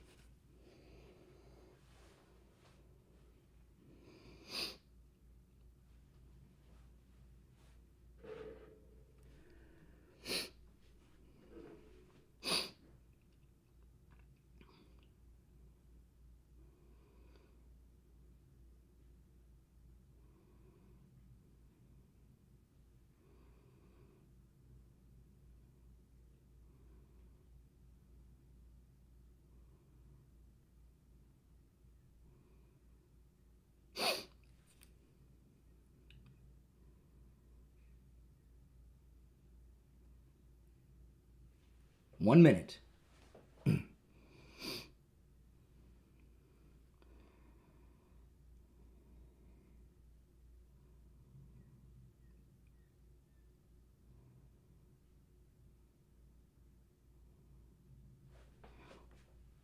Welcome back, everyone. I'm Brian Craig. You're listening to The Steve Kane Show, Florida's longest-running radio show. Sorry I didn't make it back quite in time, guys. I stepped away and didn't make it back in time. I lost track of time. Okay, we got a lot to cover. If anybody, I was looking during the break, and that's why I lost track of time. I was looking during the break for any information identifying those pilots and the updates, and I went through a few stories, could find nothing. So if anybody has any intel. Okay, so Mayor Adams, they're trying to push out Mayor Adams. And remember Rush used to talk about on television these accidental cases of journalism would occur when actual news was broken by the mainstream media. John Roberts, who's he used to be the White House press correspondent for Fox. Now he's on during the day, and he's quite a bore. No matter what the story is, he finds a way to make it about himself. But this is one of those incidents of accidental journalism that Rush used to talk about. He's interviewing this Democrat New York City councilman. His name's Robert Holden. And he's talking about what did the mayor do, the mayor of New York? What did the mayor do that has them wanting to remove him? Listen. What do you think about everything that's going on? Yeah, but the alleged conduct of Mayor Adams, what's the alleged conduct? He met with Tom Homan. Oh my good, really? I thought they were getting rid of him because he was accused of some financial issues. No, he met with Tom Homan, and a message must be sent. What do you think about everything that's going on? Yeah, but the alleged conduct of Mayor Adams, what's the alleged conduct? He met with Tom Homan. That's the conduct. That's what they don't like. He wants to cooperate with the President of the United States, Donald Trump. That's what the Democrats don't like. And I'm a Democrat, but I see it plain as day here. When Tom Homan appeared with Eric Adams, Mayor Adams, on Fox and Friends, it hit the fan. That's it. That's why they're getting rid of him. I mean, my goodness, can you believe? I'm glad to hear that, and I'm glad that the guy's a Democrat that's sharing it.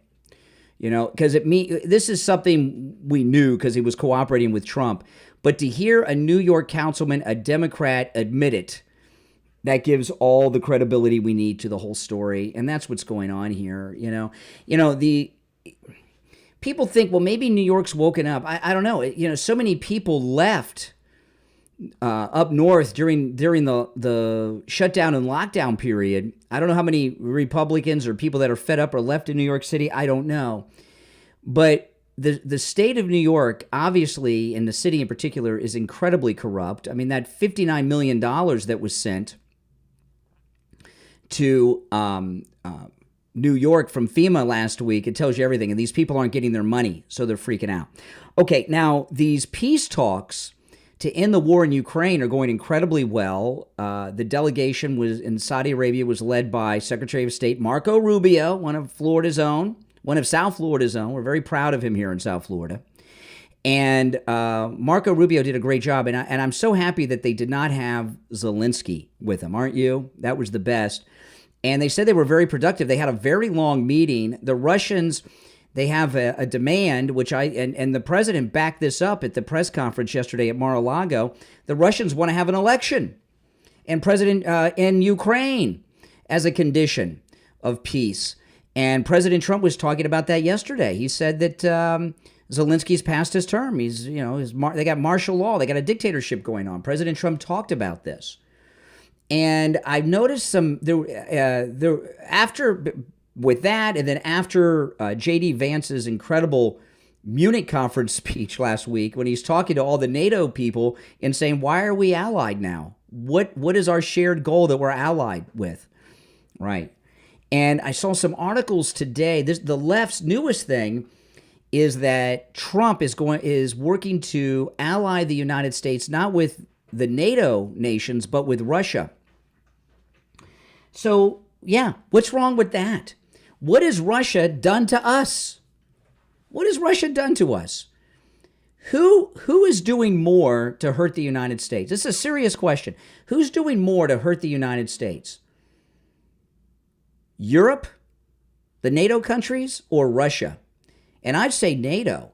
They're stealing from us by not paying their NATO dues. The president talks about this. They have these insane import taxes on our goods. We're funding over $800 billion a year to fund NATO, and they're paying peanuts.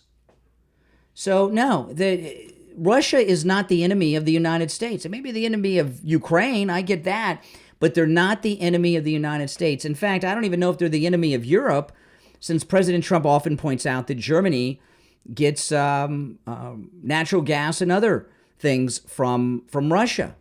So, yeah, we should be allied with Russia. If we were allied with Russia, a lot of these things like this would not be happening. Why do you think Russia has a permanent seat on the Security Council at the UN?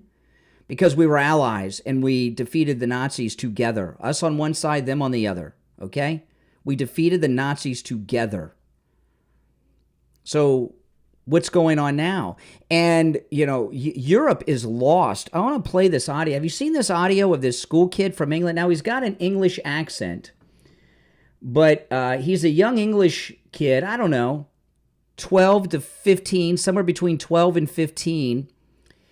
And, England is fallen. England is now an Islamic kingdom.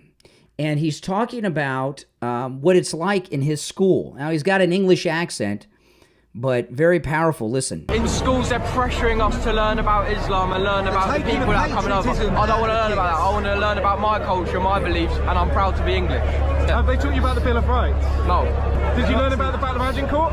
No. In school, they were teaching us about Islam, about Prophet Muhammad, and all their ideologies. They barely covered Christianity at all. Did they tell you about how he was a warlord who brutally murdered people? No, they wouldn't say any of that. And when I tried to stand up and say that some of them things, I would get in trouble for it. Suspended from school because apparently I was being racist. I wasn't. I was just trying to, You're questioning an ideology? Yes, I was questioning the ideology, and in my opinion, it's not the right ideology. They're trying to take away my free speech in school. They're trying to silence me in school, to suspend me from school for, trying to stand up and discuss stuff about Islam, the wrongs of it. So they only say, Islam's a peaceful religion, but if you look into their book, you'll find out it's not. Okay, so here, I know the audio is not that great, but what are you going to do? I mean, it's pretty powerful stuff. You got, on top of his accent. So England has fallen. It's gone. And not only is it gone, it's not coming back. These stories I was talking about today where they, the whistleblower from Social Security was talking about how they were giving Social Security numbers to the illegals as they came in and getting them on lifetime Social Security disability and other benefits. They were trying to do in America what they've been successful doing in the UK, and now they're trying to also do that in all the other countries. And the only country in Europe that I can truly say is a friend and ally of the United States is Italy, because their prime minister, she's kind of like MAGA Europe over there, standing up against the illegals and deporting all of them and not allowing it to happen. But the rest of Europe has fallen. And is at different states of falling, and they're losing their culture. In England, I mentioned last week there was a mother. I always forget if it's Scotland or Ireland. I think it was Scotland.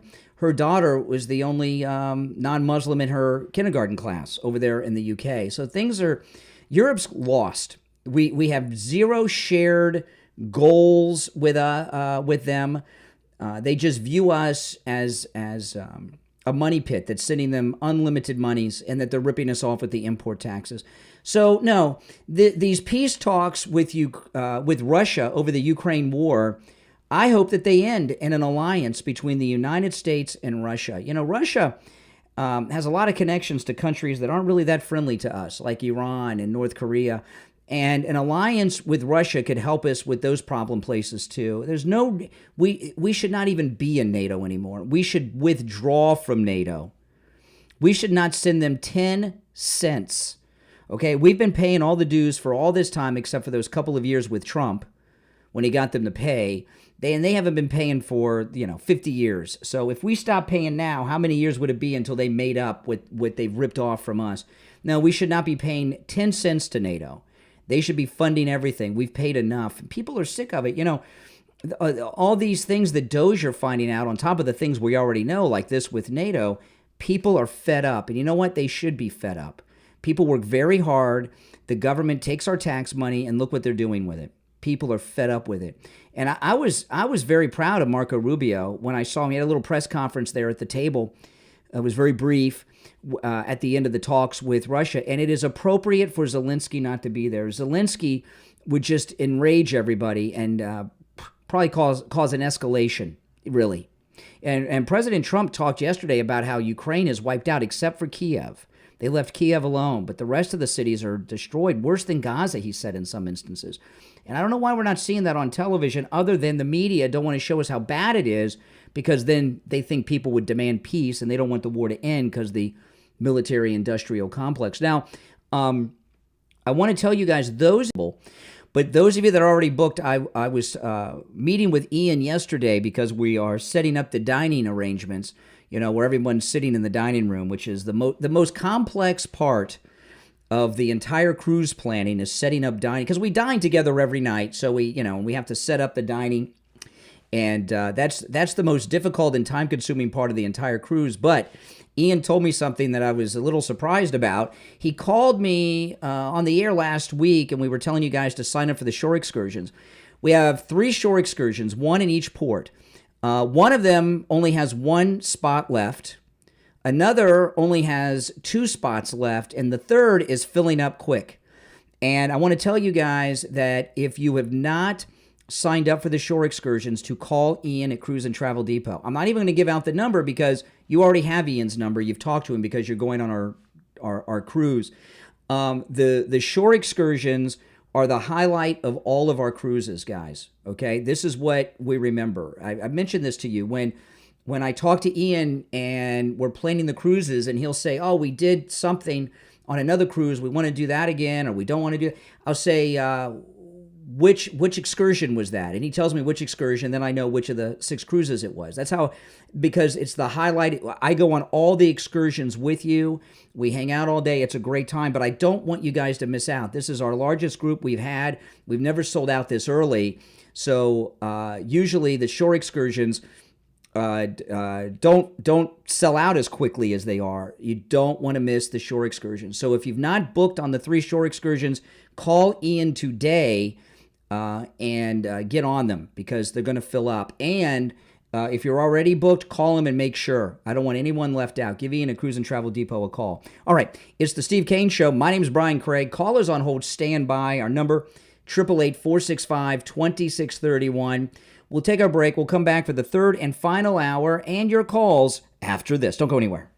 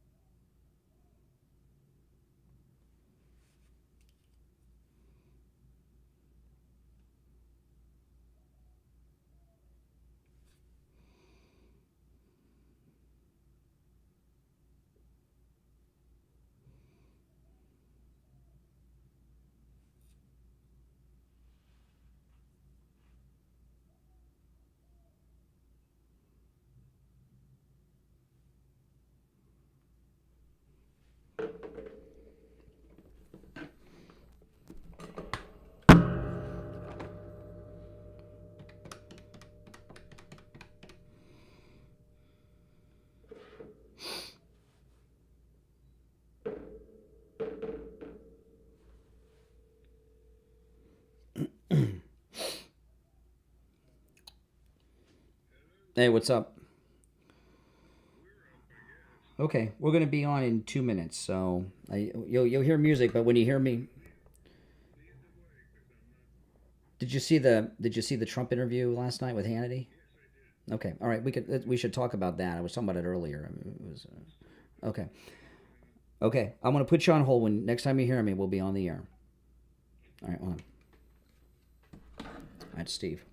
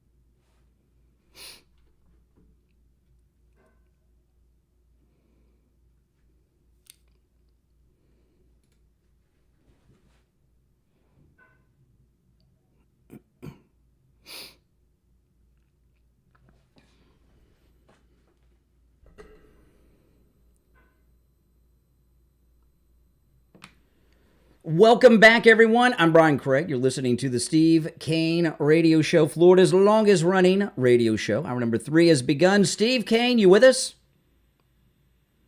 Steve, you're on. Let me try Steve again. Hold on. I lost Steve there. Steve, you're on. You with us, Steve? I am here. How are you today? All right. You haven't been with us for a while, so we're doing a proof of life today. This is a proof of life show. Steve's still with us. People were asking me, where's Steve been? You were just off for a few days.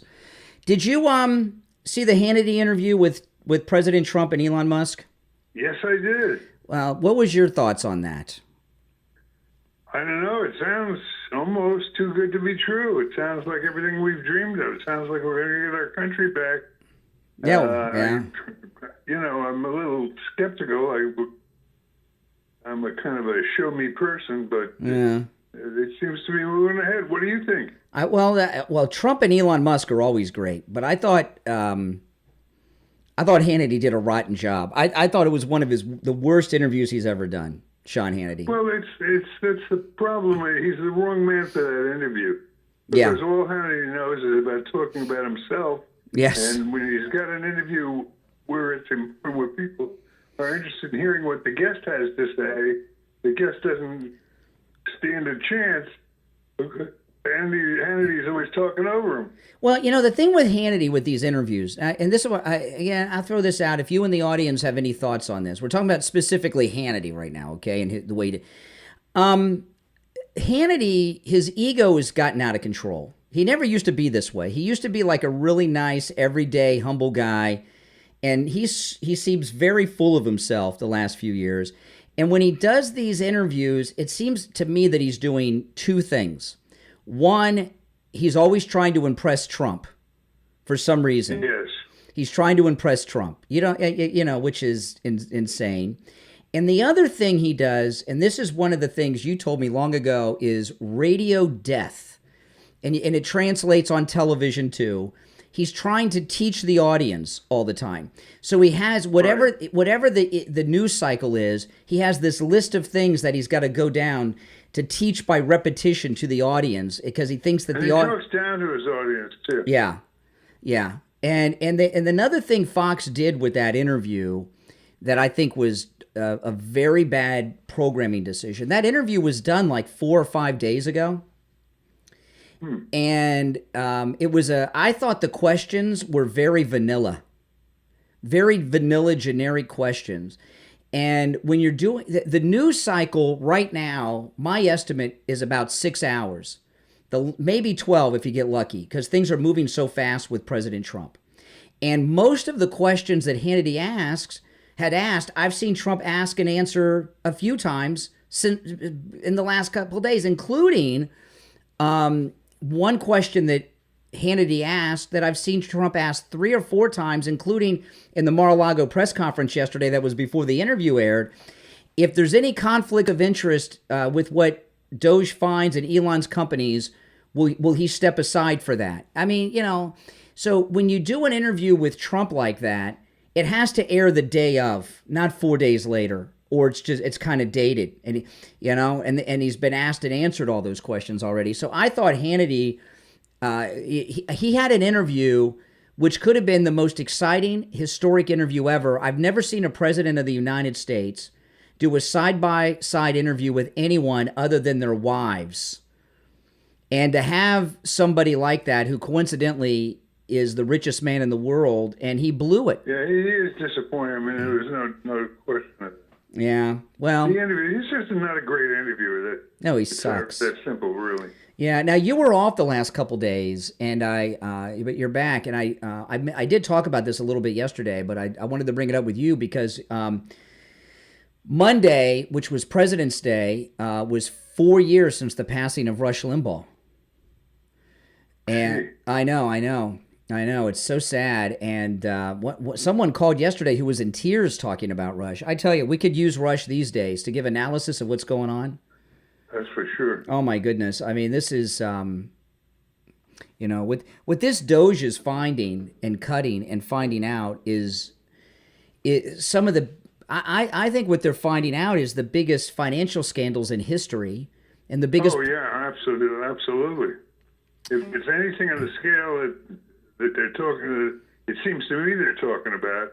There's never been anything like it. Like, as an example, the biggest thing that, and this wasn't brought up in the Hannity interview because the interview was 4 days ago, and this didn't break until after the interview was pre-recorded.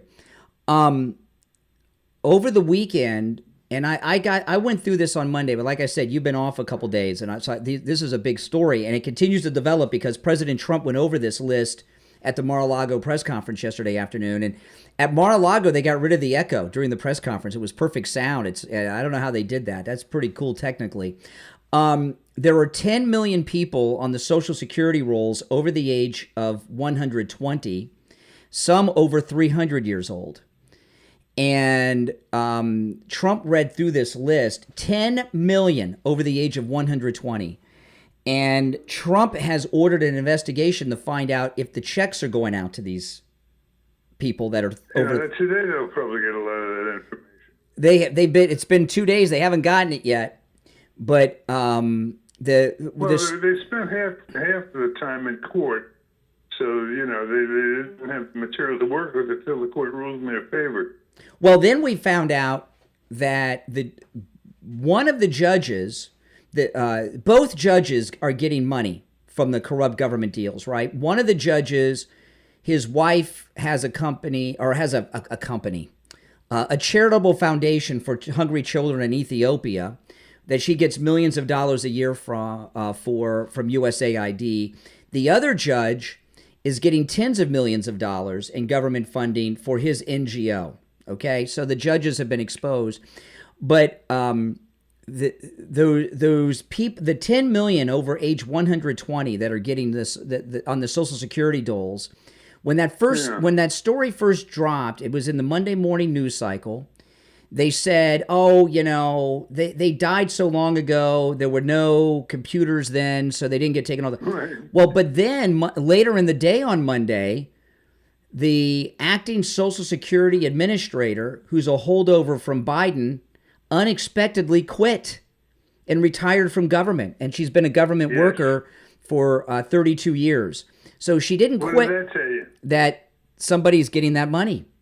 And whoever's getting it, we don't know. But I don't know. But there's these 10 million over the age of 120. That money's going somewhere. And if they start from the oldest, which are over 300, because there's fewer of those, years old, older than the country itself. Those are probably the easiest ones to track, because there's so few. Where is their money being sent out?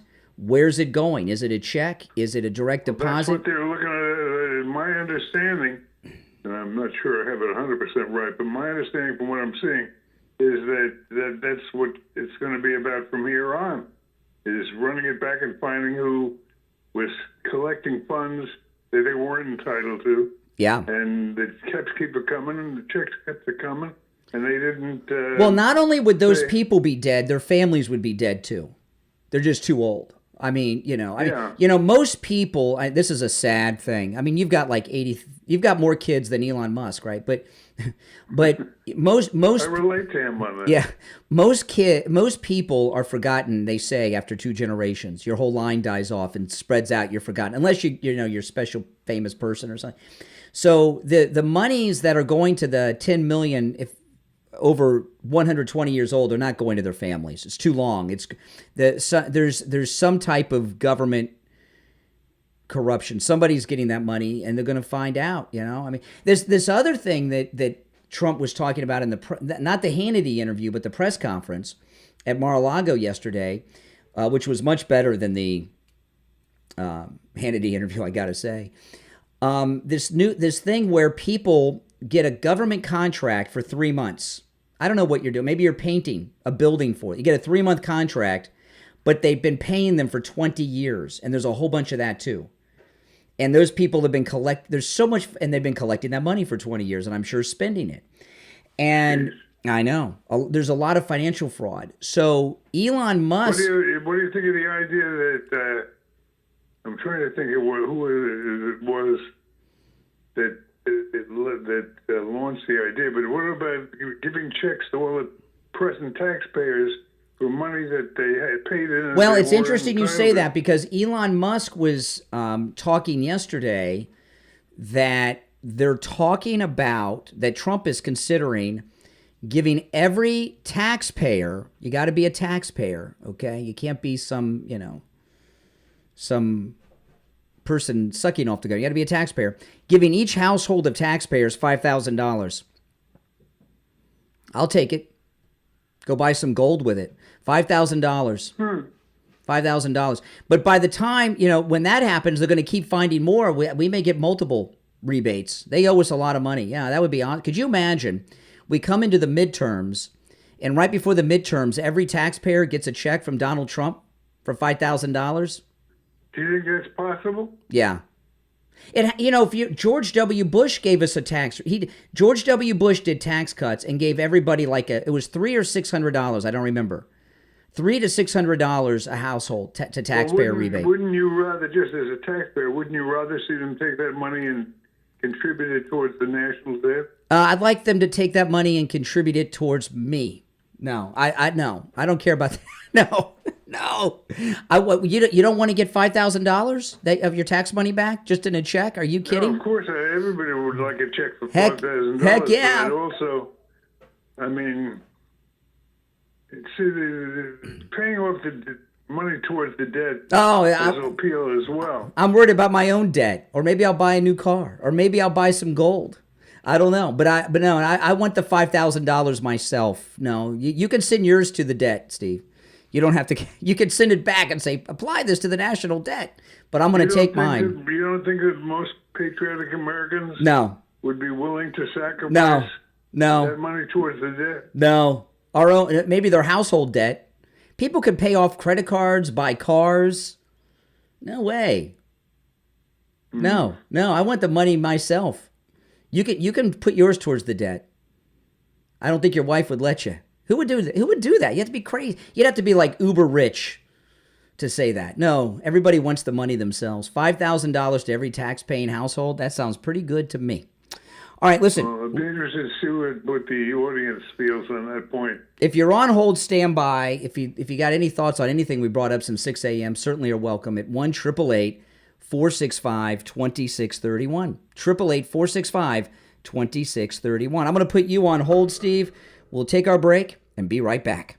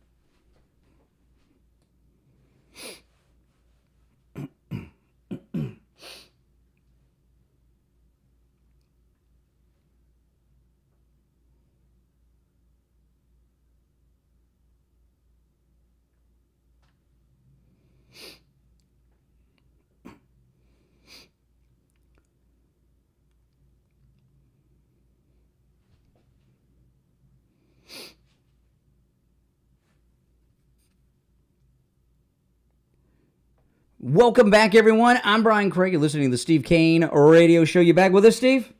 I'm with you. Oh, yeah. I just was reading in the New York Post during the break. Elon Musk found $40 billion in spending just on government-issued credit cards. Oh, man, I'd love to look at those statements. And one day... He just found it yesterday. I guess just yesterday. I don't know if they spend $40 billion in a day, but he found yesterday $40 billion in credit cards on spending. I mean, I wonder what they're paying for. Vacations, furniture, massages. Whatever it is, you don't really think that the powers that be are going to permit him to give that money away. No. All right, well, let's take some calls. If you're on hold, hang in there. 1-888-465-2631. If I lose you, I'll call you back, Steve. Don't you worry. You're on the air. What's your name? Where are you calling from? Hey, Brian, it's Larry. How are you? All right, Larry, what's on your mind? Hey, Larry, what's up? Hi, Steve. Yeah. Hey, with all the money going to those that are here illegally to the Social Security, Disability, and Medicaid, kind of gives you the thought that the states, the sanctuary states, aren't really concerned about the federal government because we're already paying for these people. Not anymore. At the Mar-a-Lago press conference yesterday, they kept asking Trump, are there going to be any cuts to Social Security? Hannity, I think, brought this up too.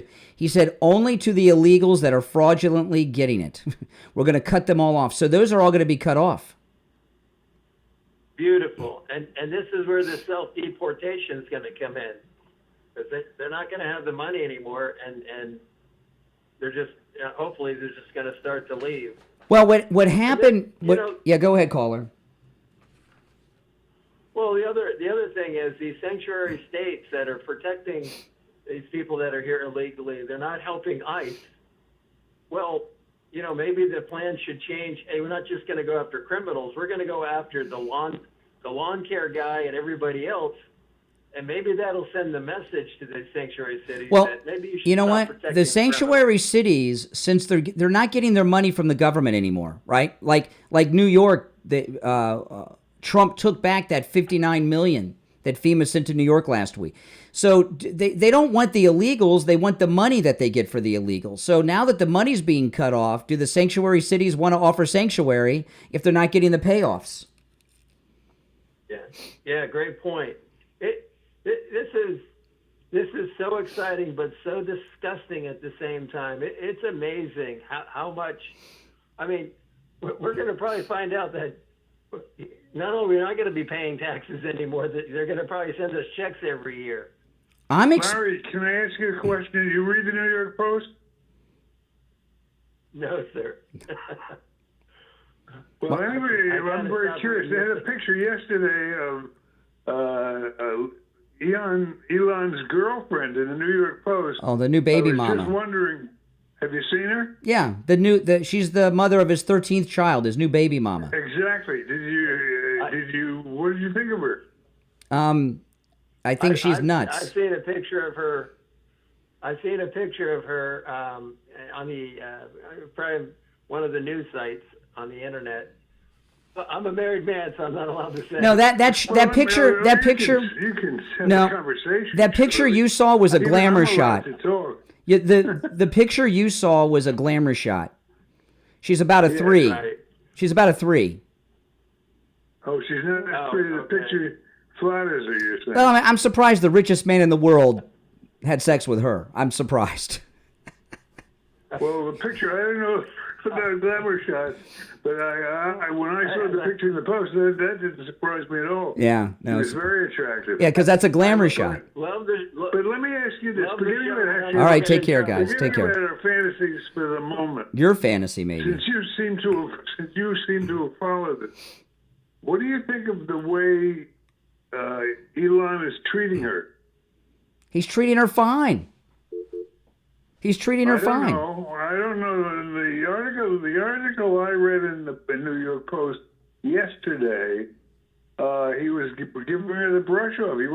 He's got the other woman. He's evidently over. No. He's got a bunch of. Listen, he's the richest. Hold on, Steve. He's the. Elon is the richest man in the world. The idea that the richest man in the world who's single is going to be faithful is insane. And I think Elon Musk... Hold on, it's not a question. Is that the hook I saw in this issue is whether he is doing the proper thing from our point of view, whether he's doing the proper thing in fulfilling his responsibility to this woman. If She's got. Did you see her apartment? You still have responsibility. She's got a fancy New York City high-rise apartment and a security detail. That's cool. And a security detail. That's part of it. That's good. It's a start, but I mean, I don't think she has to live in ultimate luxury, but I think the way he's handled it with the press doesn't make him look good. He's like, no, I think he looks. This is what Elon Musk is doing. Okay, he is a far above intelligence level. Right? He has a lot of. He is an upper level guy when it comes to smarts. He is a very unique individual.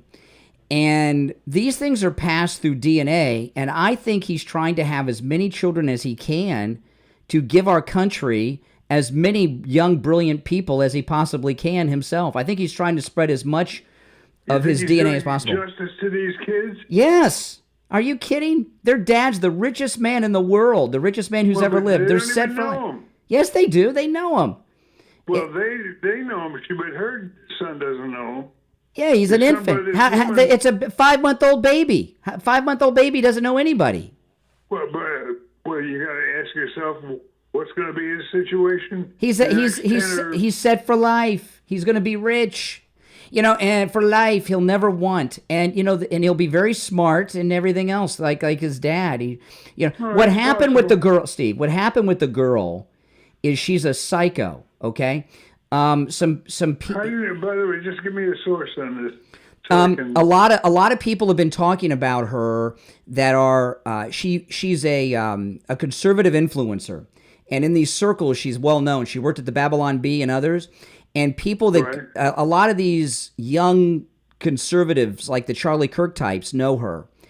And I can't remember who said this the other day. Somebody will let me know. But one of them said that she's been trying to get Elon to impregnate her for 5 years.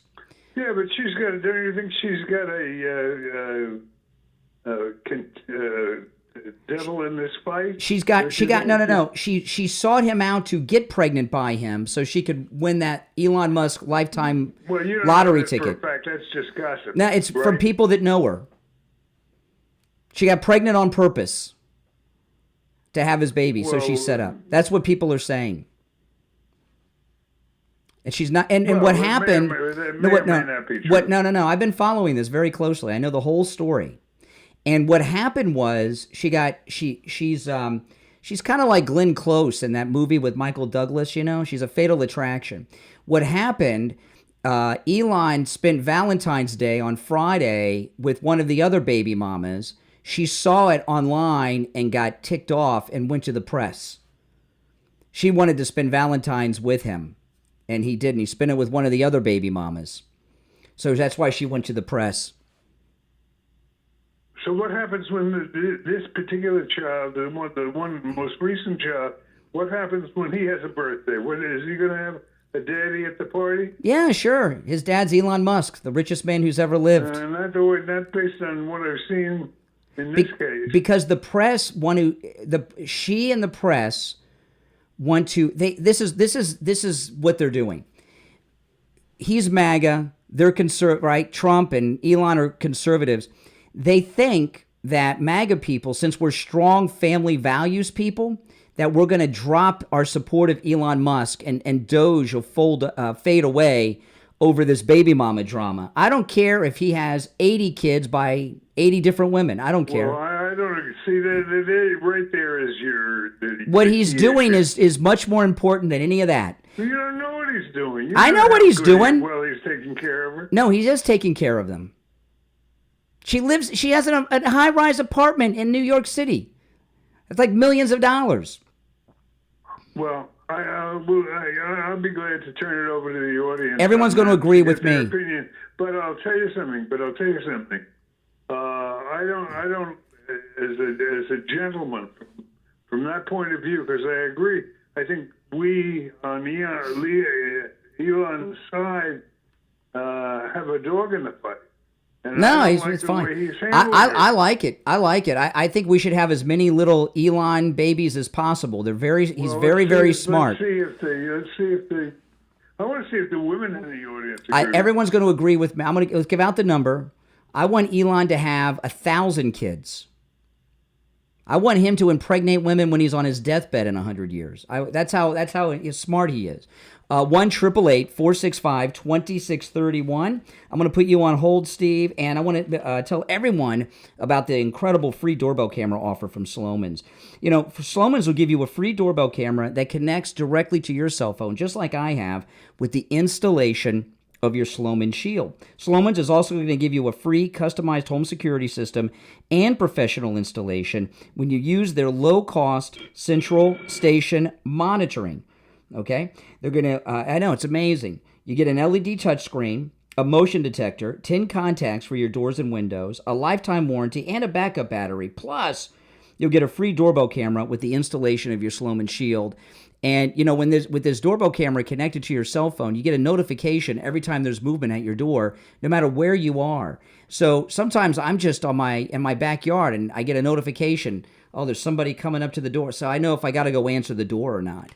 Or when I'm on our cruises, and no matter where we are, no matter what country we're in, I know when there's movement at my house, right from my cell phone. It's amazing. Here's the number. Get your free doorbell camera. The number is very easy to remember. 1-800-ALARM-ME. 1-800-ALARM-ME. That's 1-800-ALARM-ME. I'm Brian. It's the Steve Kane Show. Back after this.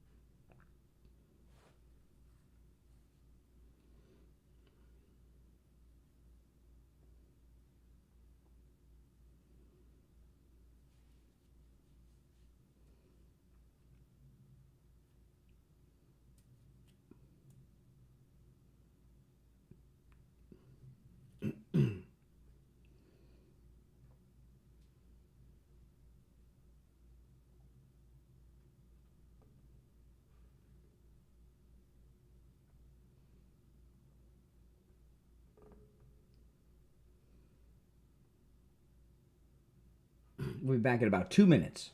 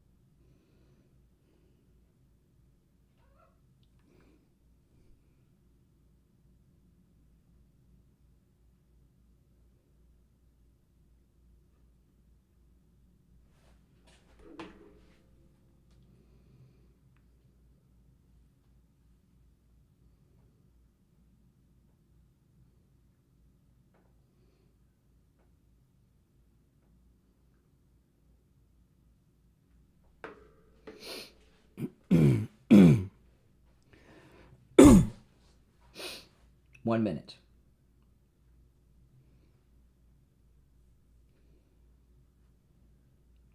If you're new, make sure you subscribe, and everyone, if you don't mind, like the video. Liking the video helps. We got less than a minute left. Just watching the clock. We got a full board of calls, so I'm assuming the only people that are going to be against Elon Musk on this issue are Democrats who are desperate to find something. Okay, stand by. 30 seconds.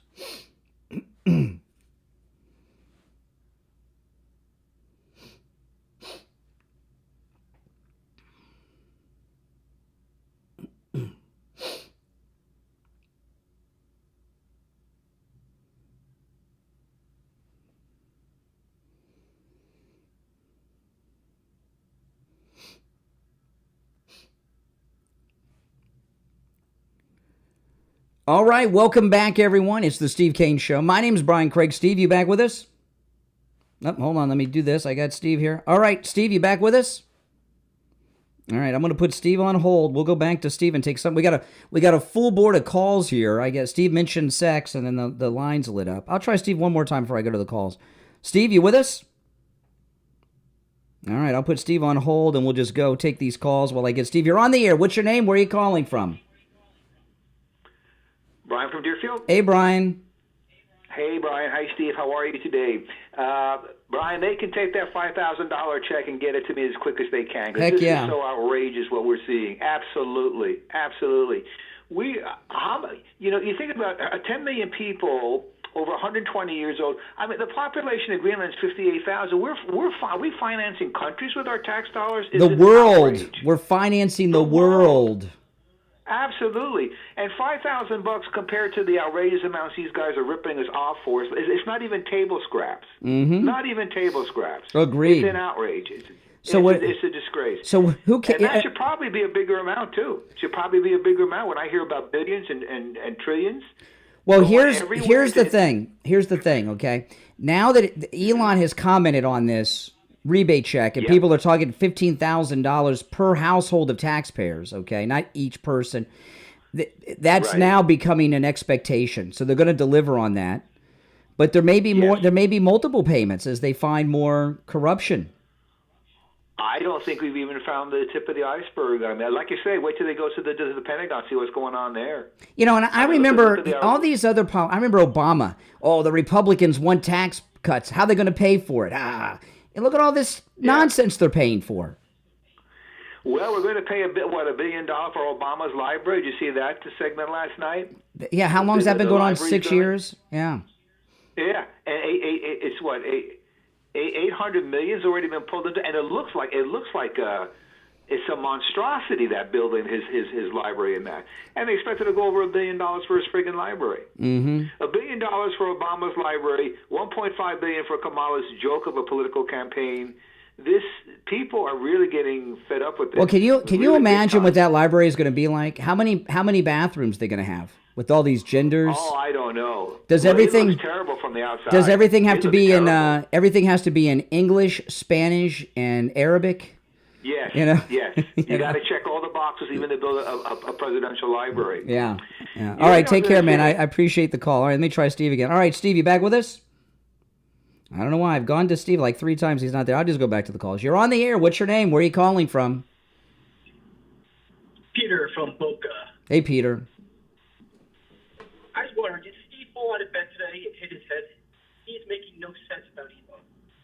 Well, no, there's a lot of people saying that about Elon. You got to speak up. But there's a lot of people saying that about Elon because the liberals think that we're going to drop him because we're the family values crowd, right? And he's having kids out of wedlock, so we're going to want Doge to shut down. Are you kidding me? Yeah, exactly. And how about all the special athletes? Is he worried about those children? Elon's kids are going to be perfectly fine. Exactly. Unbelievable. Yeah. Yeah, I think know. you're going to have to ban Steve Kane for one day. Until he comes back. For one day. He was off on Monday and Tuesdays. His first day back. All right, take care. All right, let me try Steve again. All right, you back with us, Steve? I don't know why. I get everybody but Steve. I go to Steve. Steve's not there. Everybody else is there, so I don't know. Let me try again. All right, let's try again. Steve, you with us? See, I tell you, everybody else is there but Steve. I don't know. All right, you're on the air. What's your name? Where are you calling from? Hi, this is Dana from Coral Springs. Hey, what's up? Good morning, Steve. Good morning, Brian. Okay, getting back to the Elon Musk story with the number of children, the 13 children that he has. Now, I was talking about this with my husband the other day, and I happen to take Steve's side on this. You know, when you have like 13 kids, you know, are they having family dinners together? Oh, no. No. Who yes, cares? Exactly. Who cares? No. Who cares? Because that's family. So, okay, so slow down. So what are you suggesting? That Trump drop Elon Musk, who's saving our civilization with him? No. I'm not telling him to dump Musk. I'm just saying I don't believe in, you know, Musk should get, you know, a vasectomy. I mean, I told you, listen, he's doing this on purpose. By the time he passes on, he may have 100 kids. He believes Elon Musk is an extraordinary person on the intelligence level, right? Absolutely. He wants to have as many children with his DNA as possible. He would have 1,000 kids if he could. I'm serious. You know, I'm sure you interacted with Emily. And Steve, I'm not the richest man in the world, though.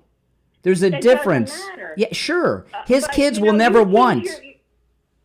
Yeah, but you teach your children how to play baseball. You toss it around. I don't care. You could. kick the Elon soccer ball. Elon Musk could hire the New York Yankees to teach his kid how to play baseball, and it'd be cigar money for him. He's that rich. But it's not the same as your dad or your mom. Who cares? How can you care about that? Interaction. Well, but interaction with the real world. Please. And a real. You know, these people, all these people like you know, these liberals. Okay, I know you're not liberal, but these liberals who say, not a liberal. I know you're not, but the ones that are attacking him, okay, they say that he's not spending enough time with this kid. These are the same people last week who were griping that he was spending too much time with his son X that was in the Oval Office with him. They're just looking for a way for us to drop him. Because I understand that. You know, I do totally understand that. But you know what? Everybody needs a family, a unity, a place to come together. And Okay, so what do you want us? So what do you want us to do to Elon Musk over this? No, I don't want to do anything. Okay, he doesn't want to do anything. Oh, that's good. I don't want to do anything either. He's doing great. All right, you're on the air. What's your name? Where are you calling from? Good morning, Brian. Never Trumper Steve in Palm City. Oh, hold on, Steve. Hold on. All right. Yeah, go I ahead. have to admit. Yep, go ahead. You there? I'm there. Okay. I never know when you come on at 6:03 a.m. whether I will get a good laugh or get angry, but today was a good laugh, I felt.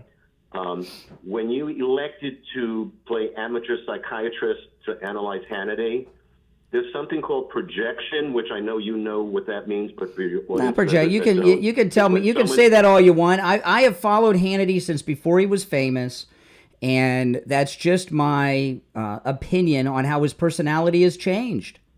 And there's a big difference. It's not projection.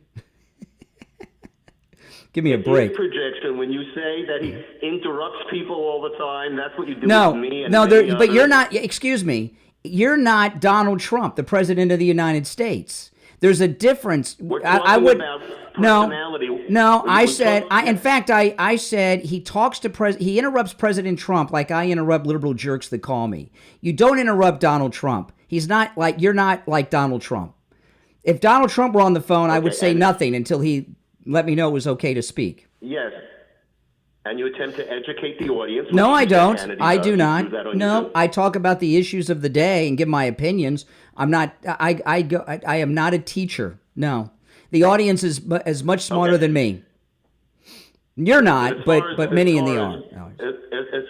As far as Musk is concerned, how smart he is and how good he's doing being on Doge, he is a walking, talking conflict of interest. I could name at least 4 agencies that he's gone in with. Well, give me one. Give me one. Give me a conflict of interest with him. One of them, then. You got 4. Give me the best.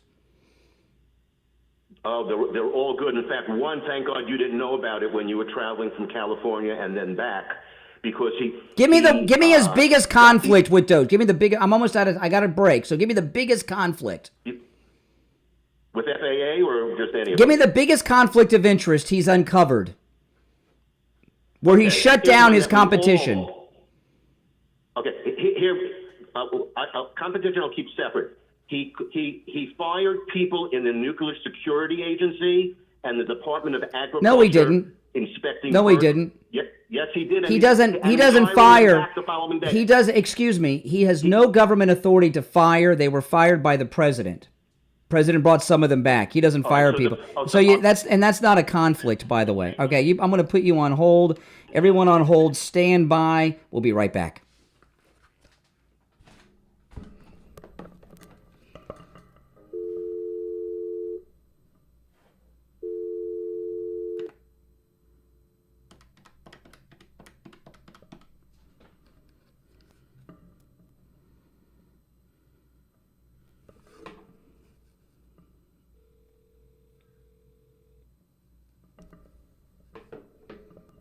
Hey there, hold on.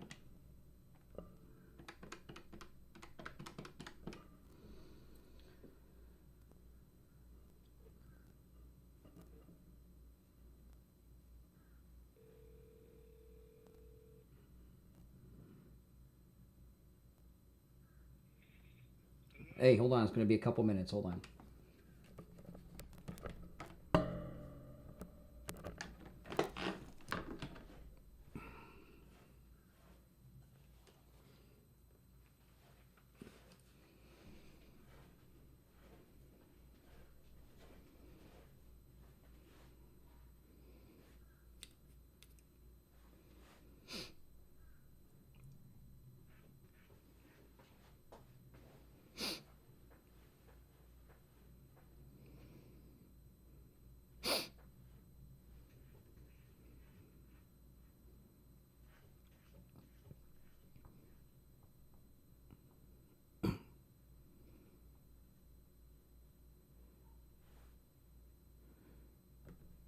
Welcome back, everyone. I'm Brian. It's the Steve Kane Show. It's time to check in with William Youngerman from the offices of William Youngerman Incorporated with the Morning Gold and Precious Metals Report. William Youngerman, how the metals looking? Oh, metals looking great, Brian. The markets continue to rally up against the all-time record high of $2,945, which we saw it hit again last night. Gold yesterday closing up $36.90 at $2,934.90 Wow. ounce after trading in a range of $28.91 on the low all the way up to $29.37. So good gain yesterday, $36.90 as we've seen people literally lined up at our offices to do business. Oh, yeah. Silver was up 44 cents, $32.81 on the close. Platinum gained $2 at $9.81. And palladium was unchanged at $9.66. Overnight, we saw gold trade in a range of $2,923 on the low, all the way up to $2,945, right up against that all-time record high again, which it looks like we're soon going to break through.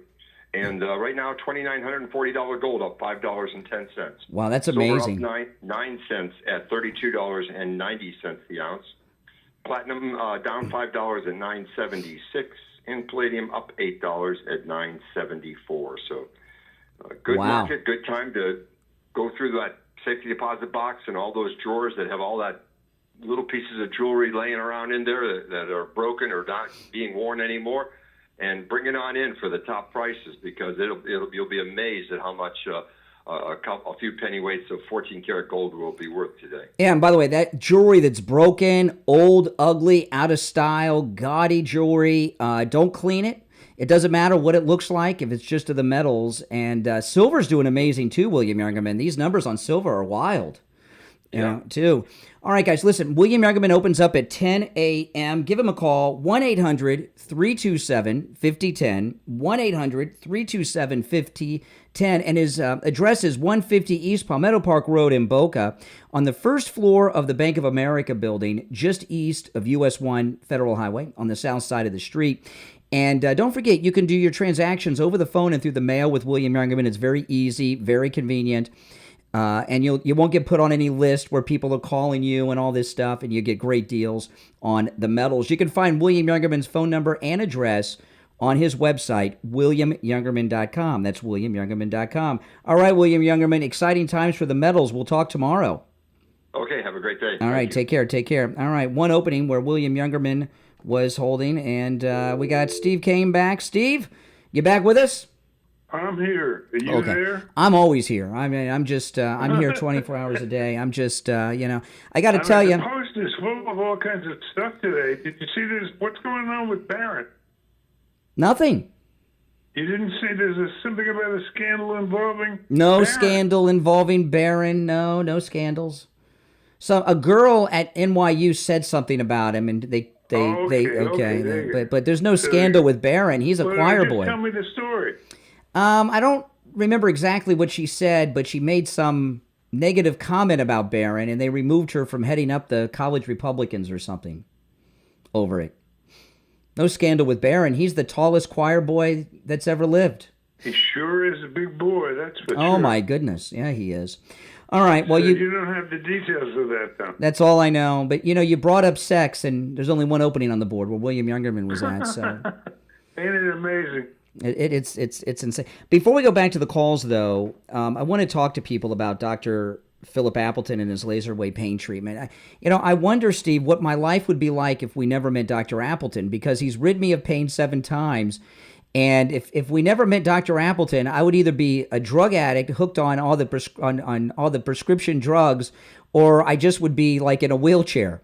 Because he's rid me of arthritis in my hand, my shoulder injuries twice he's taken care of, my knee pains. I mean, I'd be like a 90-year-old man, in a wheelchair.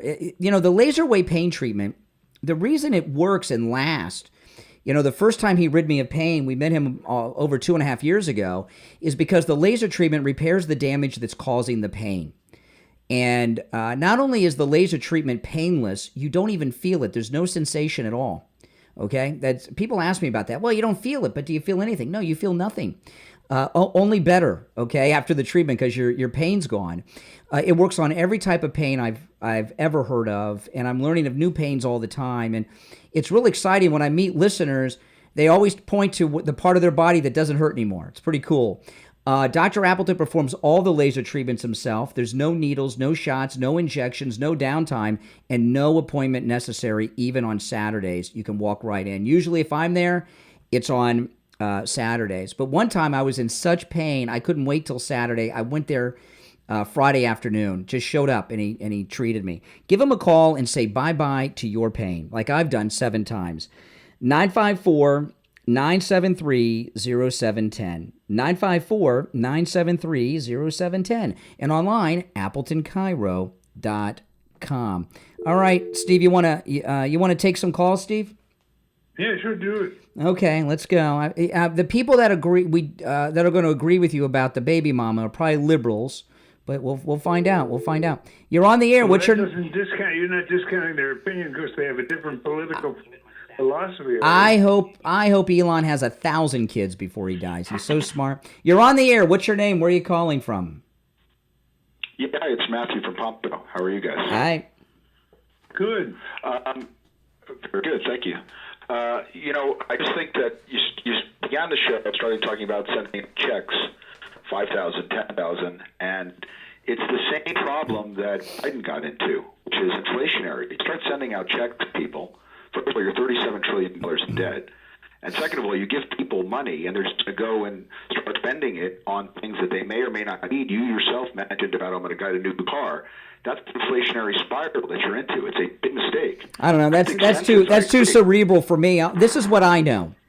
That every year the one thing I always have to set money aside for are my taxes. Okay, I'm paying I pay my taxes quarterly. Accountant's always calling me. Oh, Brian, you got to send in some more money. And we find out that they're taking our money and they're living high on the hog on it.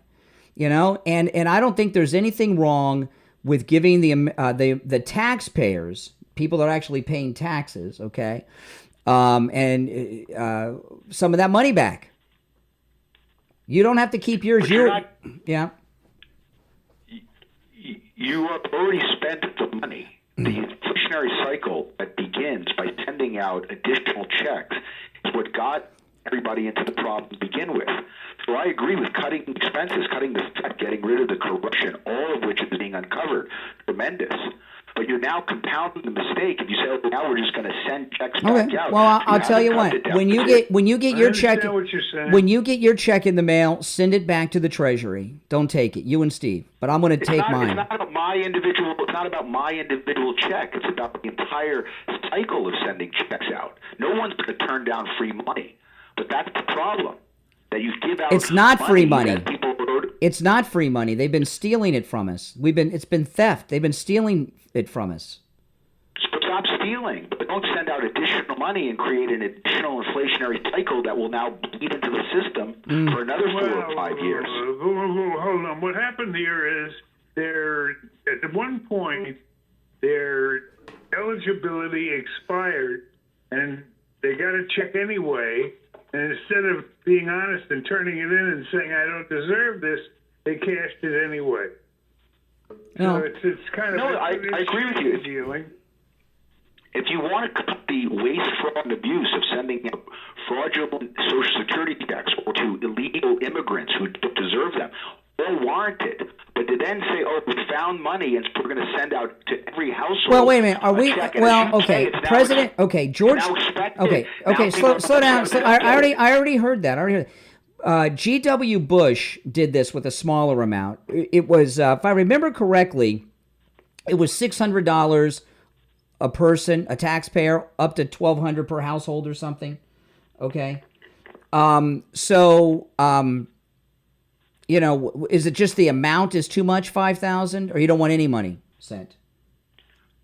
I want them to cut the budget deficit as close to zero as possible. You're $2.5 trillion a year overspending. But so let me explain this to Brian. Brian, I understand it. What he's saying is, if you get a windfall, the extra checks that have been coming in and being cashed are windfalls for the people getting them.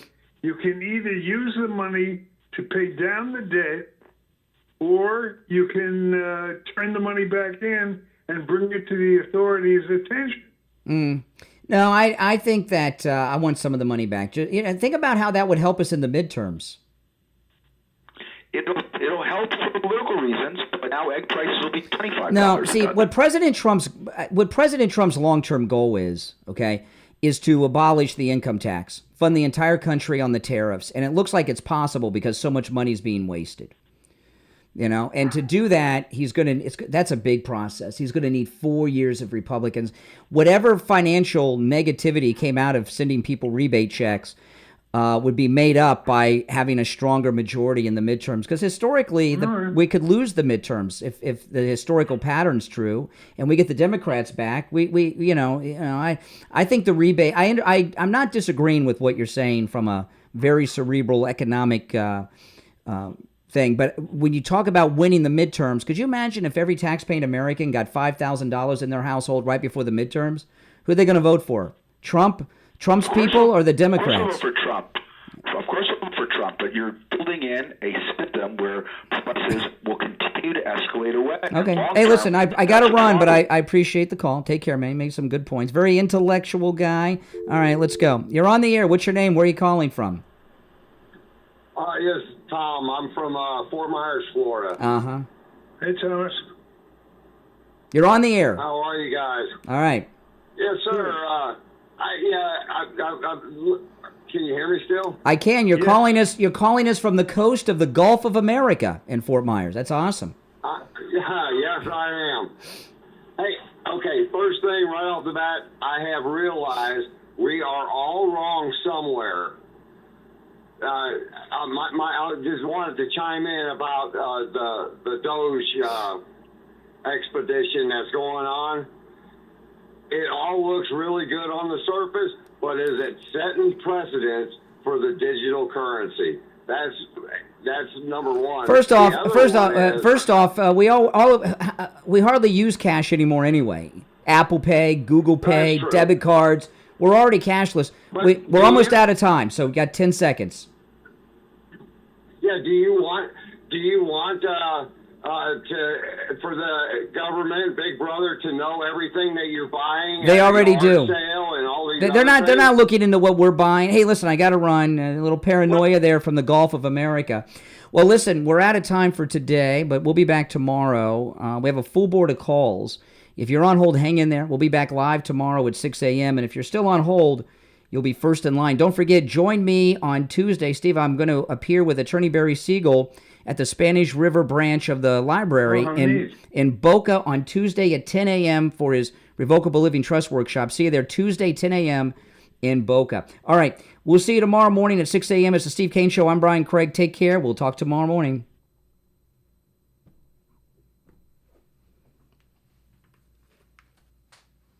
All right, guys.